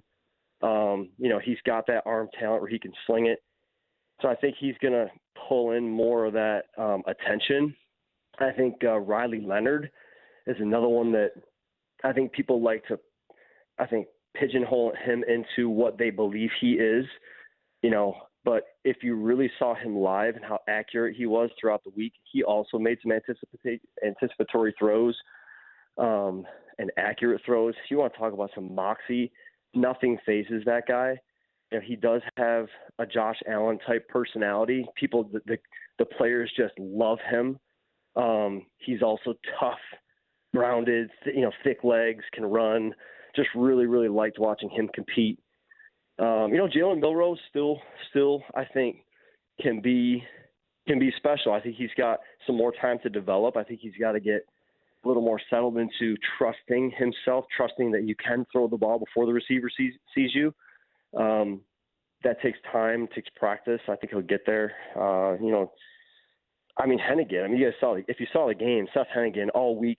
He's not going to show you a ton of flash, but he just delivers. He throws the ball accurately. He clearly helped Memphis. I think they had 10 wins this year. Just a really reliable guy that I think could be a contributing backup going into the pro game, maybe even, getting a few starts here and there. But I would say those are the quarterbacks that really stood out. I don't know what you guys saw. A lot of good things to see down there. But you guys know the greatest mystery is who the next how do you evaluate the quarterback and where do they fit? I do think fit is king for the quarterback. Why Brock Purdy ends up on the 49ers and Mike Shanahan. Brock Purdy gets drafted as a backup for the Atlanta Falcons, 3 years ago. Where is Brock Purdy now? Does he make it? Does he ascend? I think the same thing could be said for Dylan Gabriel. If he ends up in the right system, he could genuinely compete for a starting role and make an impact. Mark Vidicor, Section 5 Roots, now in charge of the Northeast Territory, essentially, when it comes to scouting the Senior Bowl. And, Mark, you live in the area. You know about the Buffalo Bills. Talk today about, every NFL market can our team trade for Myles Garrett. Let's assume the Bills are going to be looking for help on the defensive line. We had a guest on Friday, Thor Nystrom, who covers a lot of this stuff, and he was down in Mobile and said, gosh, this is the year to be in the market for a defensive lineman. A lot of good defensive linemen at the Senior Bowl. What did you see out of defensive linemen down in Mobile on Saturday, Mark? Oh, my gosh, there's just a lot of talent. There's a lot of talent, a lot of, I will call it that upfield burst, that first step, which you need. I mean, you can win a lot of fights and battles if you're the fastest defensive lineman off the ball, even when you may not have the most polished, toolkit in the block destruction game or the pass rush game.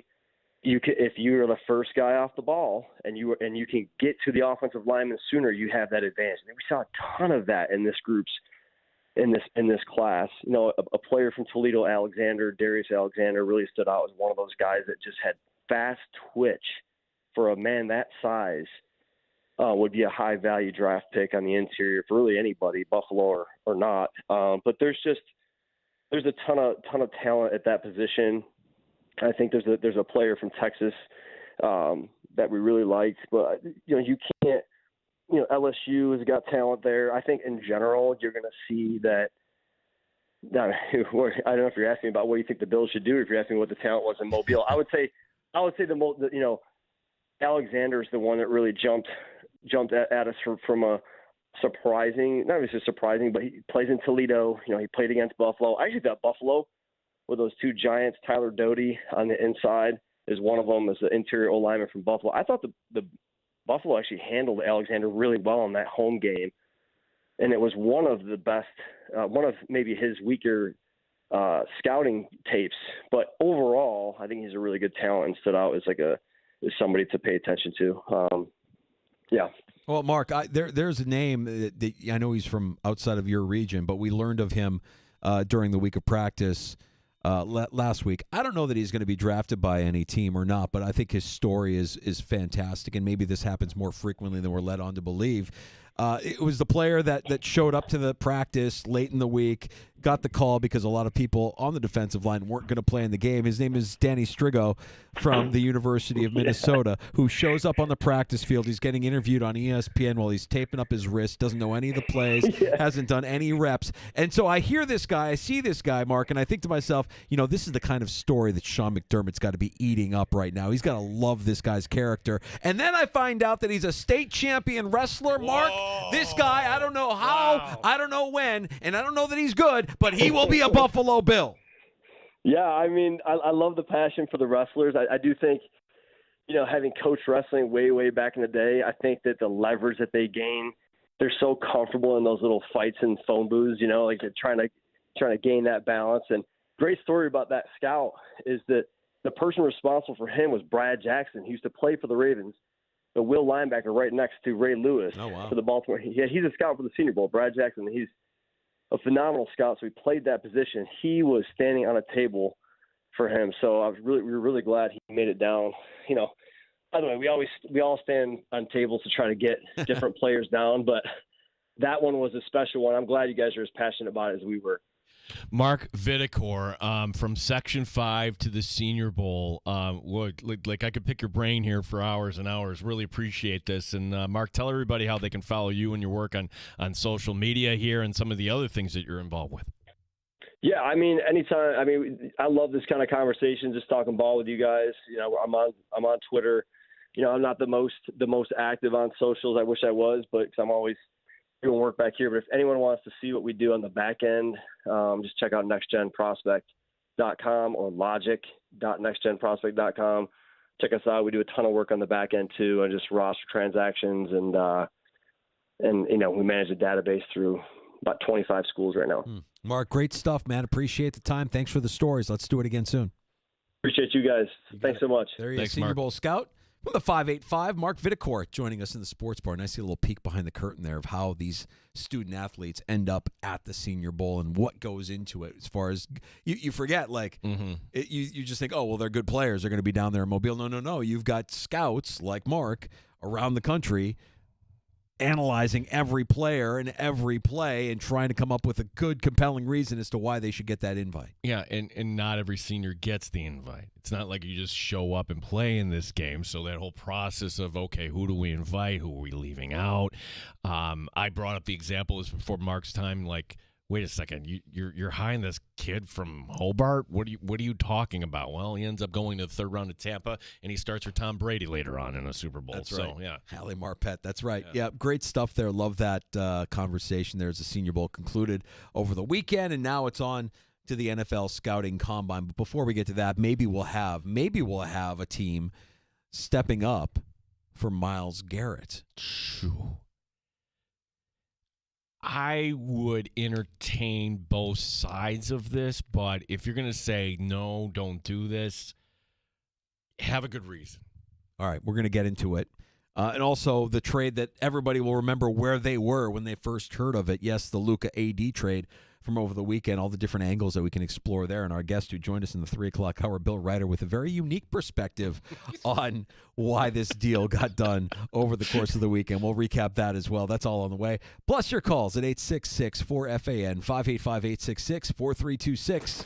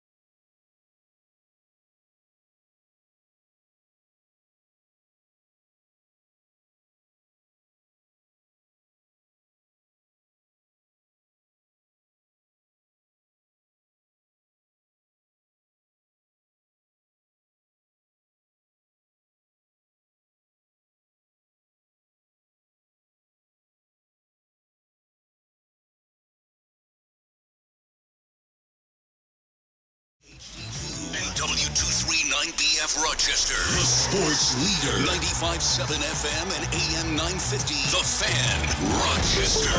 An Odyssey sports station. The Fan, Rochester. Sports update. I'll let the speculation begin. Where will Myles Garrett play next year? The Cleveland Browns star defender putting out a statement today requesting a trade. Steve Tasker on One Bills Live from the Cleveland side talking about things on what they would like. I would think what they're doing right now is sitting down and looking at the numbers cold and hard. If we're going to do this deal, here's what we're going to have to have. Somebody's going to have to relieve us of the financial burden. It's going to have to make sense on our cap, and we're going to have to get, some draft capital back. But the finances are job one. Sabres have won 3 in a row. They look to make it 4 in a row tomorrow night at home against Columbus. The Amerks winning streak continues after the sweep against Syracuse. Next home game coming up Friday against Belleville. Yankees signing pitcher Carlos Carrasco to a minor league deal. Gene Battaglia, the sports leader, 95.7 FM and AM 950, The Fan, Rochester.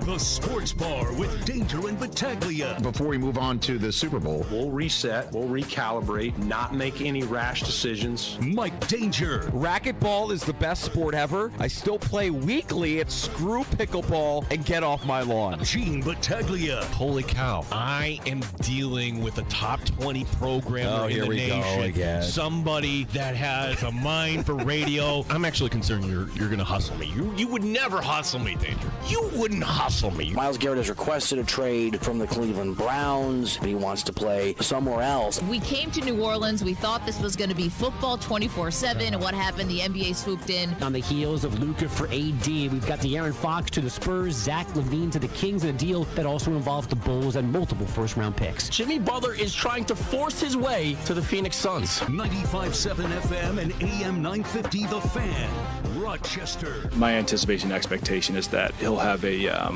direct ticket from Cleveland to Canton at the end of this year, and expect him to be here, and retire a Brown, quite frankly. Yeah. There's Browns GM Andrew Berry just setting the table for a team to offer up a lucrative deal in exchange for star defensive end Myles Garrett, who today requested a trade. And we welcome you into Happy Hour in the Sports Bar with Danger and Battaglia. We're glad you're with us. Thanks for listening along at 95.7 FM, AM 950.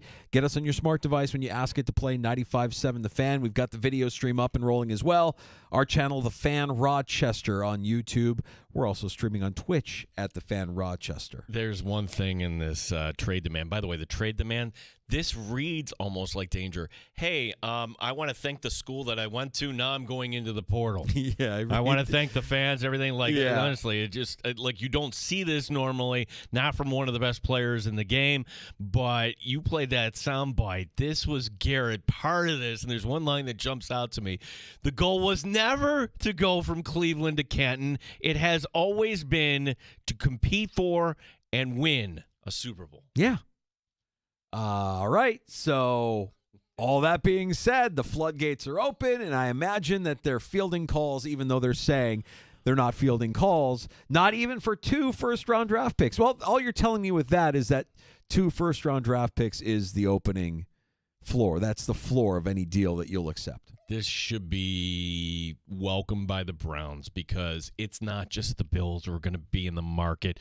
Every NFL market right now is talking about it. You don't think Detroit would love to pair up Myles Garrett with Aiden Hutchinson? You don't think Washington views him as being kind of the cornerstone of what can propel them perhaps to the Dan Super Bowl? Quinn's salivating, of course. Oh, my gosh. Yes. Every one of these teams that were in the postseason, even a team that maybe was 500-ish last year. What about San Francisco? Like you could look at any team and make a case here. I just think that because it's still raw and fresh in our memory, Thursday when Brandon Beane spoke for over 90 minutes, he was asked about the kind of difference makers that this Bills team is lacking on the defensive side of the ball. And Chris Jones was the example that was thrown at him. He's like, oh, well, Chris Jones, we don't find many of those guys out there. They're not that readily available to us. Well, now you have somebody who is potentially available to you. What is Brandon Beane going to do about it? Are you going to go out there and get a player who I just simply put he's the best at his position in the NFL? He's the best pass rusher in the league. He led the NFL in tackles for loss. He was second with 14 sacks. He was third with 28 quarterback hits. He was first-team All-Pro in 2024. That's his fourth time as a first-team All-Pro since joining the league. Finalist for Defensive Player of the Year again in 2024. He won it in 2023. He's only missed a combined 2 games over the last 4 years. This is a guy you want on your defensive line. This is a guy you want to add to your team. And we took a call earlier from John. I don't know about the character issues. Get out of here with the character issues, man. I'm sorry. I'm not listening to character issues. Look at the roster that you have right now, and the guy that you would be replacing in Von Miller has plenty of character issues off the field. Fact. So what are we talking about? Don't come to the only negative I would hear or listen to, even remotely listen to, is, hey, he's getting up there in age. How much does he have left in the tank? I'll kind of listen to that. But it's not enough for me to say don't pick up the phone or don't do your best. No, there's no, honestly, Danger. You're just kind of, that's at the bottom. Anybody could get hurt at any time. So what, don't try? Like, to me, the downside would be, okay, you're willing to offer up. And the Browns inadvertently kind of set the market by saying. They did. Yeah, 2 firsts. Okay. Well, Buffalo's 2 firsts are not going to be the same as, I'll use your team as an example, the Chicago Bears. If the Bears said, hey, we're going to give you this year's first and next year's first too, all right, that trumps the Bills, does it not? All right, well, offer them a second, offer them a third. Do the Browns want players? Now, that's the part where we're going to be like, ugh. And we had a call. There was our guy, Brad, like, well, they could use Trubisky and, they could Kyrie Elam. No. Yeah. No, we can't package our crap to Cleveland. Right. This isn't fantasy football. No. You can't try to fleece an NFL GM, although Cleveland is a franchise that has been fleeced before. I would say, yeah, and you can't sell me that Mitch Trubisky is a competent quarterback for a team that needs a quarterback. No, we saw what Mitch Trubisky is as a starter. He's not a starter. He's a backup. He will be a backup. The hard part of this is if you're talking about players, you're going to have to be willing to commit moving on from some young players that might have a future. I'm not sure exactly who the Bills would be offering in that scenario, but you can't give them a first-round bust in Kyrie Elam, your backup quarterback. I would even say, and I think Brad texted me, what about Matt Milano? And I'm like, I don't think Matt Milano is a part of this deal. He carries a high price tag. Like, honestly, the one guy that would come up, this is the easy one, it'd be Rousseau. Like, you have to make a decision, not right now, but you picked up the 5th-year option on Greg Rousseau, and Greg Rousseau's a nice player. Greg Rousseau is not the guy you have to game plan for. You just don't. He's good against the run. He'll get to the quarterback. You see flashes every once in a while. He's not a future Hall of Famer like Myles Garrett.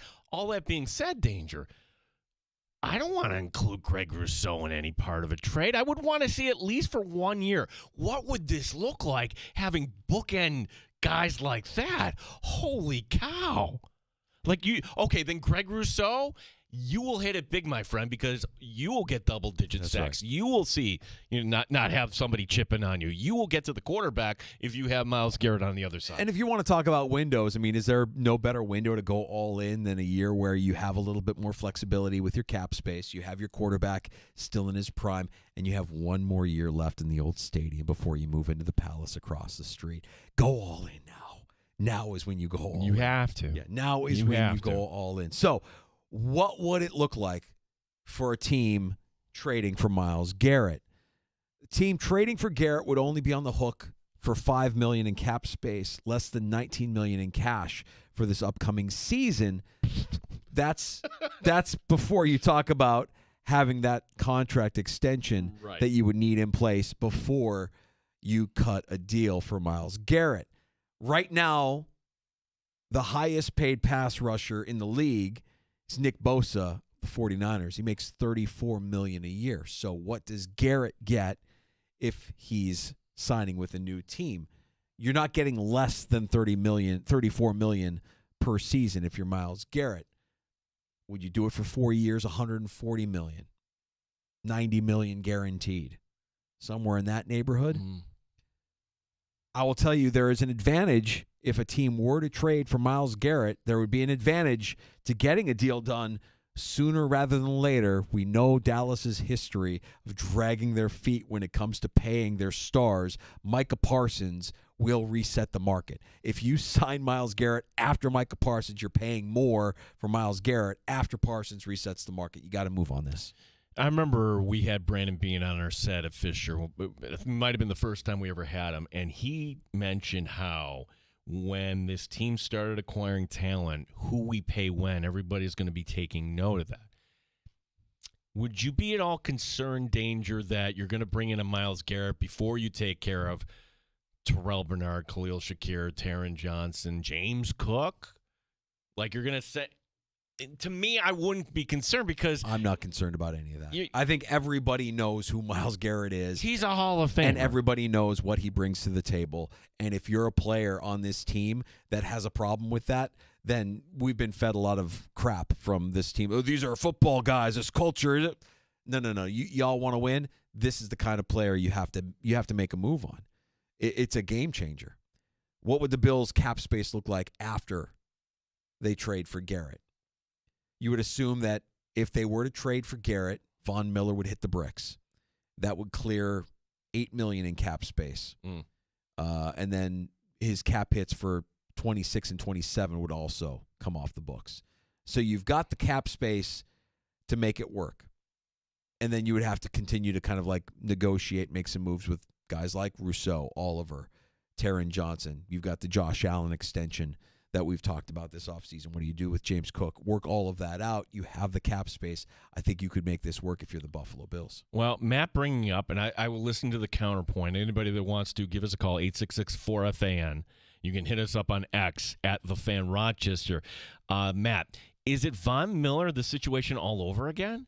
Is it different because Miller was older?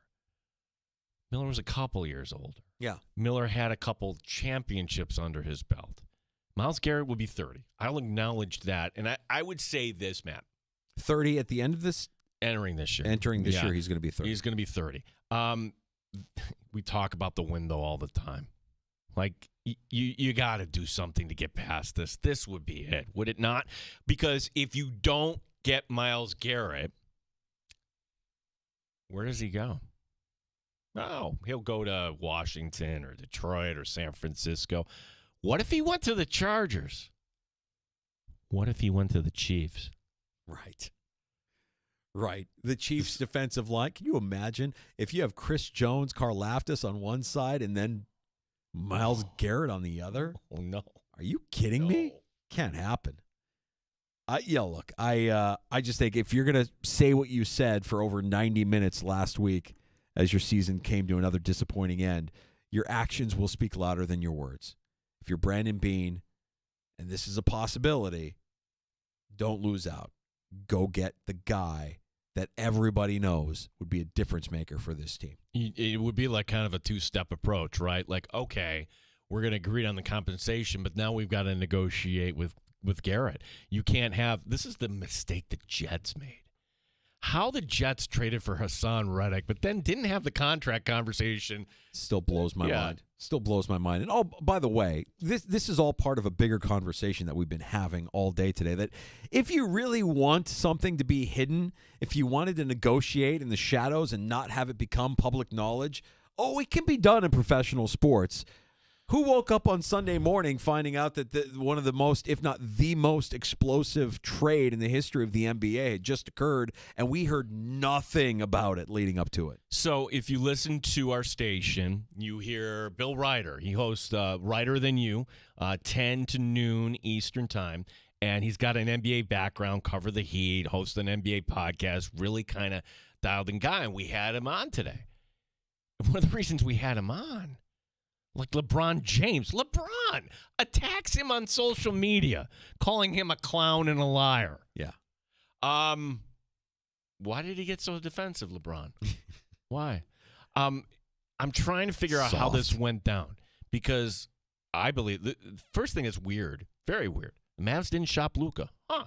Like if you're like Any GM in this league, say Boston, OKC, Knicks, whoever, like, boy, it would have been nice to at least have that conversation. Didn't know that they were shopping him. Was it just as simple as LeBron saying, I can't work with AD anymore. I've always admired Luka. Rob, meaning Rob Pelinka, called Dallas, see if they would move him. And that's how this all started? That's the part that's puzzling to me, that Dallas would move Luka without shopping him. That seems like malpractice to me. I understand that unless they actually truly believe that Luka, for as spectacular as he's been since becoming a pro, is actually not worth that max contract that he was due this summer. I get that. I absolutely get it. If you have a window and your window is this year, this year we can compete. We've got Kyrie. Now we've got AD. We're going to put AD in his natural role. He's going to be our 4. We got great defense, and we can compete with the OKCs of the world. We can get back to the NBA Finals without Luka. If they actually believe that, then I think in the short term, they win the deal. In the long term, you could say, yeah, the Lakers have Luka, and they don't have to worry about anything. They've got a star for the next 10 years if they so choose. LeBron is, could probably play another 2-3 years if he wanted to. But even if he said, no, I'm done, you've got your guy in L.A., so this is perfect for the Lakers long term. And ultimately, when you want to evaluate this and say who won the deal, who's winning a championship first? Who's winning a title? Because I don't think there's any way to say either one of these organizations won the deal unless you get that ring first. And I don't know that either of them are going to get a ring out of this deal. And there might be a lot more behind the scenes, including what you're suggesting and what Ryder is suggesting with LeBron. I worry about Luka's health. I worry about Luka's conditioning, his availability. He's missing a lot of time. He's not there for training camp. His conditioning has been a concern from the moment he came into the league. Maybe being around LeBron is actually good for Luka, because you watch a guy like LeBron and you're like, okay, this guy's an animal when it comes to his fitness. He's 25. Could he just be acting like a 25-year-old? That, hey, I'm an NBA star. We'll find out pretty quick, because if he likes the nightlife in Dallas, wait until he gets to L.A. They'll eat him up. He'll be out often. Yeah, and you can't duck below the radar there in L.A. That's right. That's right. So I mean, if you're a Laker fan, I'm sure you're enthusiastic about this move. Obviously, you've got a guy that's been, a star for some time, who's carried his team. I don't think, and I might push back on Ryder a little bit on this, I don't think that this means that the Lakers this year are that much better. There's no defense. They have absolutely – they will not be playing defense in L.A. It will not be a defensive team. Well, also, too, like, it would take time for LeBron and Luka to by the time you figure this out. A couple of guys that want the ball in their hand always need the ball in their hand. How do you manage that if you're J.J. Redick? That'll be interesting to see, but I don't know that it necessarily makes L.A. all of a sudden a contender. It hasn't been going well. Well, this doesn't. Maybe it makes it better, but you have no defense. And for the Mavs, I think it does right now. I mean, let's face it, Luka hasn't played since what, Christmas? So right now, you could look at this lineup and be like, okay, yeah, they can contend. I think they can contend. Danger, I think it's just as simple as they knew they had reservations about giving this guy the max deal. And they knew that maybe he would not say no, and then like he would hold them hostage for other stuff. And like, okay, well, this is our opportunity to exit stage right, and it's not going to be It's going to be painful now, but are we going to get a better deal a year from now? Right. Probably not. Well, it was one of those deals, one of those trades that you can look back and be like, I remember where I was.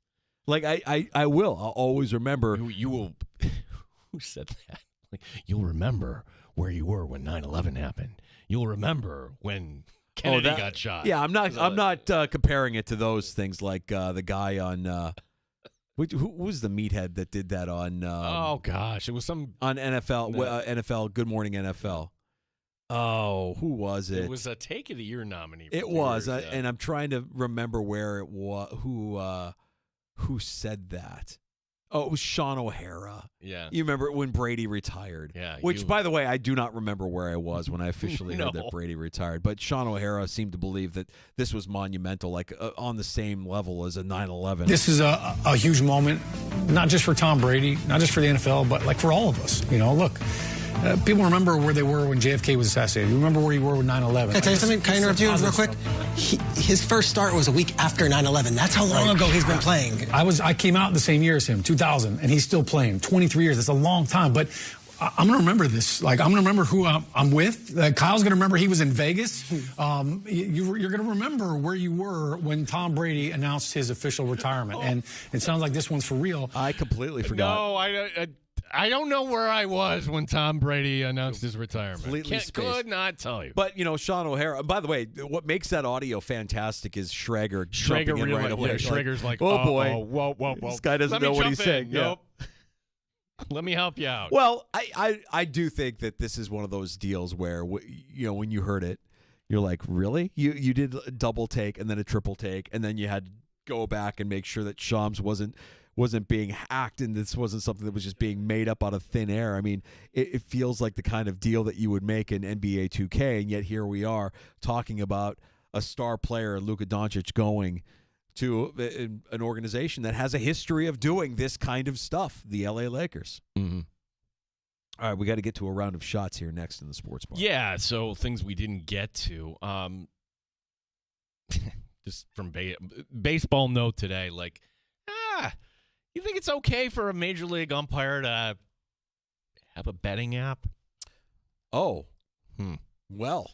Yeah, that's coming across right now. The Sabres, well, they won the game, but why does it feel like a loss? We'll explain there. I have some thoughts on that. Yeah, and you know what? On this cold winter evening, we have some golf. I don't think we've ever kind of wrapped up with an LPGA story, Danger, but I found this pretty funny. I don't know if we're going to talk about the results of the Pebble Beach Pro-Am in shots or not. I think it will just get a mention. But, I mean, I had the entire house gripping because I shared the alleged affair between Amanda the Homewrecker and Rory McIlroy. Amanda Belly Homewrecker. And to know that she was going to have to conduct an interview. Oh. And she did conduct an interview. Look, I missed that. Sandy is not a sports fan. She doesn't watch a lot of sports. But I got into her wheelhouse with this one because I told her the story, the alleged rumors, and she's like, "You're kidding me." Did you tell her we called her the Homewrecker? Yeah, Amanda the Homewrecker. And, and she's like, "Let me see the interview." And she was analyzing Rory and her and their chemistry and whether he was making eye contact or looking off. And we both came to the conclusion that if there was an affair, these two assassins are very, very good at hiding it because you couldn't really tell that there was any sort of history between these two. Okay, we'll go back to last Mother's Day where they looked like two teenagers giggling and everything. Yeah. That gave it away. That was something. This was something entirely different. And I only imagine that while it's happening, it's like Rory's wife is probably at home with the little one and thinking to herself, "Yeah, this is just effing great. Yeah. This is just effing great. Congratulations. I'm glad I support you. You're my husband, but this is just great." Anyways, we'll get to a round of shots next. The Fan Rochester.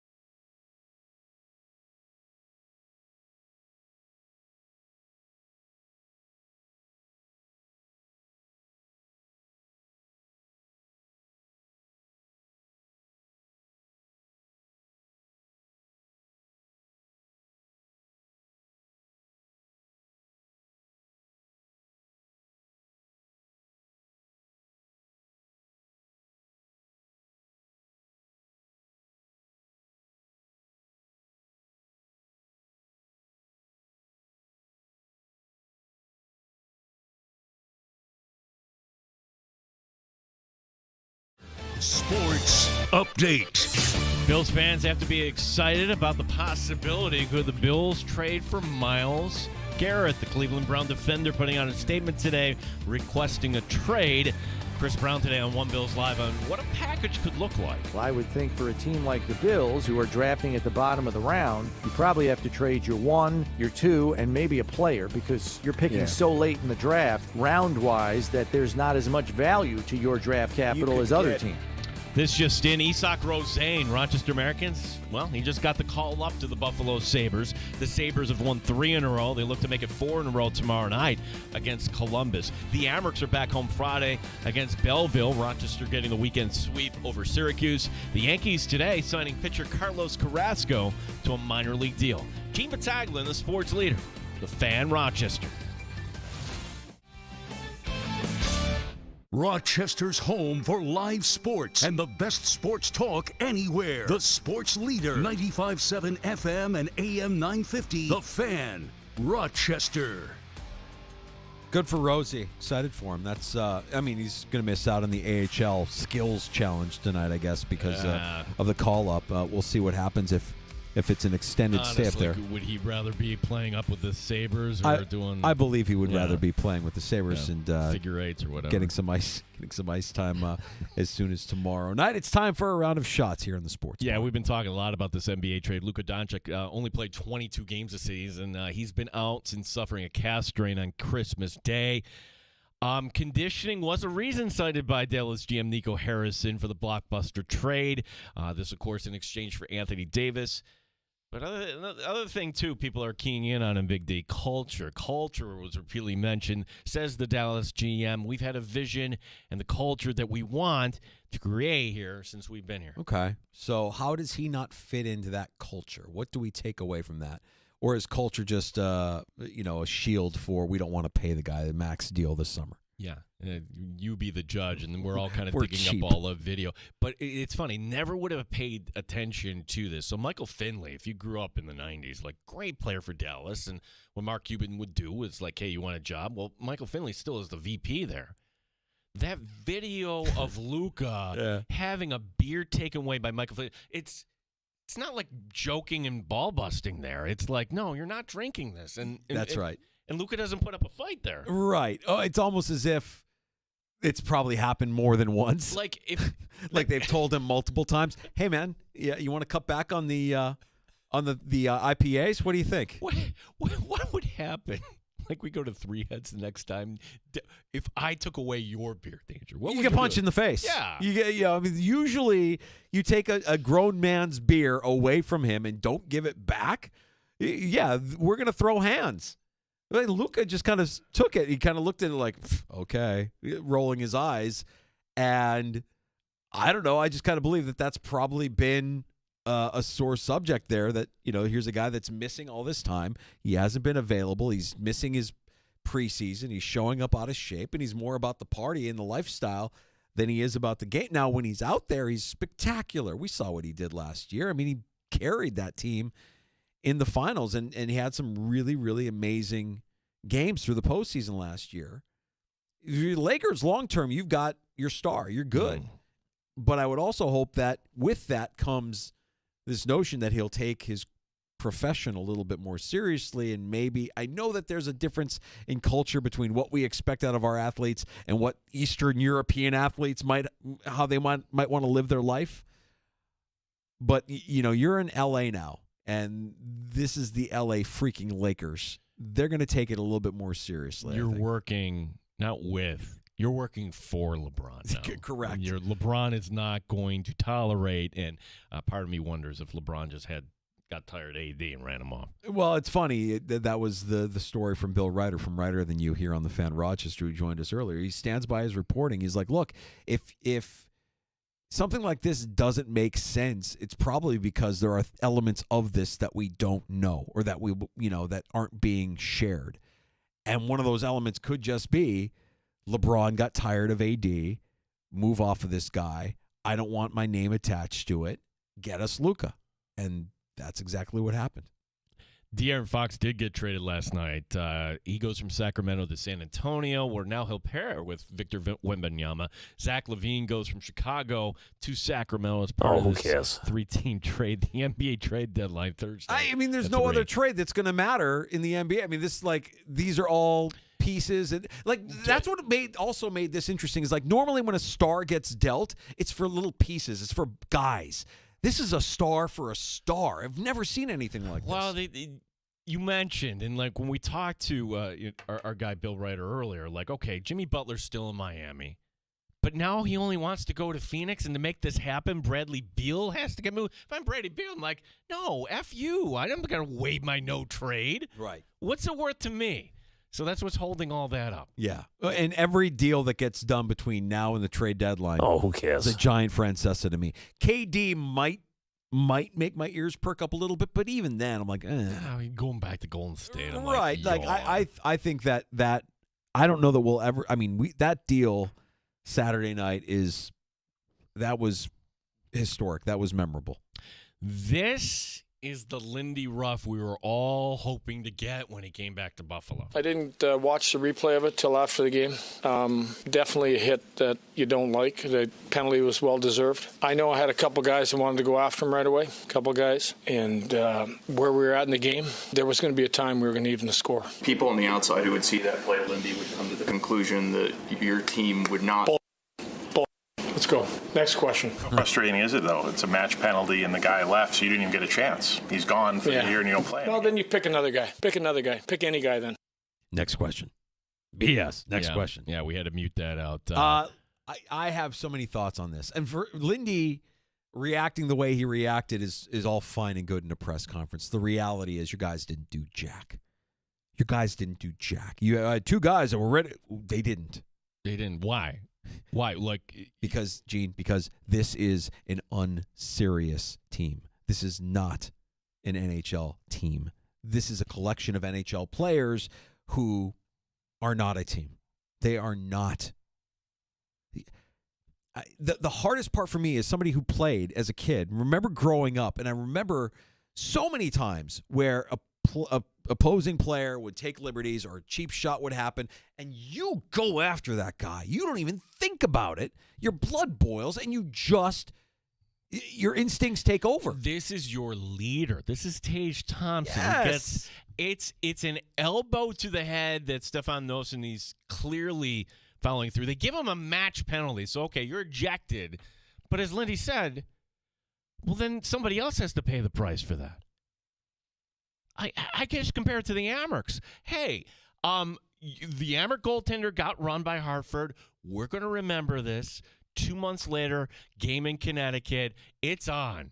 And the Amerks beat them up, and they win the game. You can do both in the same game. That's exactly right. I just think even when it's so sad. I call them an unserious team because even when they win, it feels like a loss.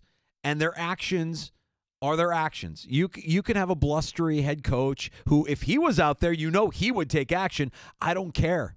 The message is not resonating with these guys. If you're not going to stand up for your guy, if your instincts don't take over, if you're Owen Power, if you're Samuelson, what are you thinking while you're out there just watching this happen? You're not going to take action? You're not going to mess somebody up? You're not going to throw down? This is an unserious team. It was so disappointing. So disappointing to see how they dealt with it. But they won. Oh, great. They won the game. Are they out of last place yet? No. They're still in last place. No. Okay, great. Yeah. They're going to go for a 4-game winning streak tomorrow night. They haven't had that since January 23rd. 4 games. Yeah. Well, the Amerks have won 4 in a row. That's but we're right. Not, making yay on that. They swept Syracuse over the weekend, Saturday being an OT. Laval has won 5 in a row, though. So the AHL North still has the Rocket in first place with 59 points. The Amerks 1 point behind. Syracuse and Cleveland then with 54. There's just one game this week for the Amerks. That's Friday night home against Belleville. The head coach of the Rochester Americans, Mike Leone, joining us tomorrow at 4:25. So, we've developed a pretty decent relationship with Coach Leone. I'm just curious as to what his take is on that play, the Sabres play. I wonder if we can get him to speak on that, to speak on what goes through a player's mind when you see that happen to your teammate. Instinctually, I would think you go after a guy. You go after anybody, right? Like what Lindy Ruff was saying in his post-game press conference. But what would make you not? What would make a player say, nah, I'm not gonna? That's what I can't figure out. I can't figure out that mindset. And I don't know that Leone will have an answer for us. Well, I could just tell you Lindy the player would have gone after somebody. Yes, of course. I could tell you that Lindy, first time around, and we could just point to the line brawl against Ottawa. Right. Lindy wanted to throw down against the head coach, Brian Murray, of the Sens. And I could imagine, just from the limited amount of time that we've had with Mike Leone, that he's a guy that would do the right thing in that situation too and go after somebody. I don't understand how instincts don't take over and you don't stand up for your fallen teammate. I don't get that. And this isn't the first time that it's happened with this team or with these players. It happened last year as well. It happens annually, and it's disgusting. They are an unserious team. I don't care how many games in a row they've won. They need to do more. Even when they win, it feels like a loss. Today being the 14th anniversary of the decision for Tom Golisano to sell to Terry Pegula, that closed later in the month of February 2011. Major League Baseball today firing umpire Pat Hoberg for sharing legal sports betting accounts with a friend who bet on baseball and then intentionally deleting messages that were key to the investigation into his conduct. Hoberg was considered to be one of the best umpires in the game today. Anybody surprised? Yeah. Anybody surprised? I can't be surprised anymore. I mean, for me, betting on baseball, betting on the NBA, it feels like nothing more than a donation at this point. We have some of the smartest and brightest minds with these unbelievable models that can tell you where you get an edge or where you get an advantage. But then you hear stories like this, and you're like, is it even friggin' worth it? Because honestly, knowing what we knew about the NBA and their past, Roger Goodell getting questioned about refereeing and officiating today at his State of the League at the Super Bowl. I mean, or it's just a warning for anybody. This guy is at the top of his profession, and you're going to throw it away for putting an app on your phone? You idiot! Or you have a serious addiction. One of the two. Yeah, I would just say that legalized sports wagering is for the fans. It's for the people that want to partake in it. It should not be for the people that are directly involved. And I think the NFL, for what it's worth, I think has done a good job of making an example of the players that have not gotten that memo. But when you hear about it with the officials, it's like, oh, God, here we go. Well, there's this other, we really haven't touched on to this, but that story that involved Jonte Porter last year, apparently that goes deeper into college basketball with some teams that are alleged. So the feds are investigating. When they're investigating, they're going to come up with something. So we'll have another story, I'm sure, in regards to that later in the year. We had the PGA Pro-Am at Pebble Beach. As you mentioned, Danger, that was won by, I don't know, is he still our guy? No. No. You can't break the heart of Rochester royalty. They're fine now, though. Sure they are. I'm sure she was fine as Amanda the Homewrecker was interviewing him after the tournament with loving, glowing eyes and a big smile. And, oh, it is so great, Rory. You're so great. You did such a great job out there. Rory McIlroy winning that. But Danger, I think the best story to come out of a Pro-Am this week was actually in Orlando, side of the LPGA Tour. Someone in the gallery there, timeout. Like galleries for LPGA, I would think that you can get your point across there. There's not hundreds of thousands of people around you. What are you saying? You're saying that the Ladies Professional Golf Association doesn't draw like the PGA? I'm saying that we were one of the best stops here in Rochester, but they don't put any stock into that. So, no, it's it seems more like a friends and family crowd. Someone there asked the star of the tour, LPGA's Nelly Korda, to marry him. Oh, she tuned him out. When the guy kept going, it was Korda's playing partner, former Major League pitcher Derek Lowe, who stepped in. Bud, I think that's a no. Okay, so creepy guy gets put into his place by a former professional baseball player while playing on an LPGA Pro-Am. Very good. Nelly Korda, will you marry me? I'm sure she has a wonderful personality. And who was it? It was Derek Lowe? Derek Lowe. Yeah. Won a World Series with the Red Sox, played with the Dodgers too. I remember Derek Lowe, yeah. Yeah, very good. All right. Did they end up winning? Did Korda win? I feel like she's the only name that I know from LPGA golf now because she just seems to dominate. We don't know. I don't know. No. Yeah. Well, we know that Rory won, and we know that Rory got a nice interview with Amanda Lim Kim won. Okay. Nelly Korda had 3 birdies in the final 4 holes, but that wasn't enough. We made it through the entire show, and I didn't talk once about the Grammys. I'm proud of myself. I'm proud of you, too. Yeah. But isn't that your job to watch the Grammys? Some people might say that. Not I. Not I. I would not say that, but too much going on. I mean, between the Luka trade, Myles Garrett wanting out. Bill Ryder was fantastic. If you missed the host of Ryder Than You from here on the Fan Rochester every weekday at 10 a.m., you can find that wherever you get your podcast. Search out the Sports Bar. You'll get all of our guest appearances and shows in the free-to-download Odyssey app as well. Thanks for watching on YouTube, our channel, The Fan Rochester, our stream on Twitch at The Fan Rochester as well. We are back tomorrow, and our Tuesdays are always fun and exciting. Matt Perino on the mend from the Syracuse Post-Standard. We haven't talked to Matt since the Bills season came to an end. Yeah. We will get to that and get his thoughts on last week's press conference and what it might take to get a guy like Myles Garrett, and also the aforementioned Amerks head coach Michael Leone stops by the Sports Bar at 4:25 tomorrow afternoon. Enjoy the rest of your night. JR Sport Brief is next on the Fan Rochester. Every fan, keep up with your favorite teams from across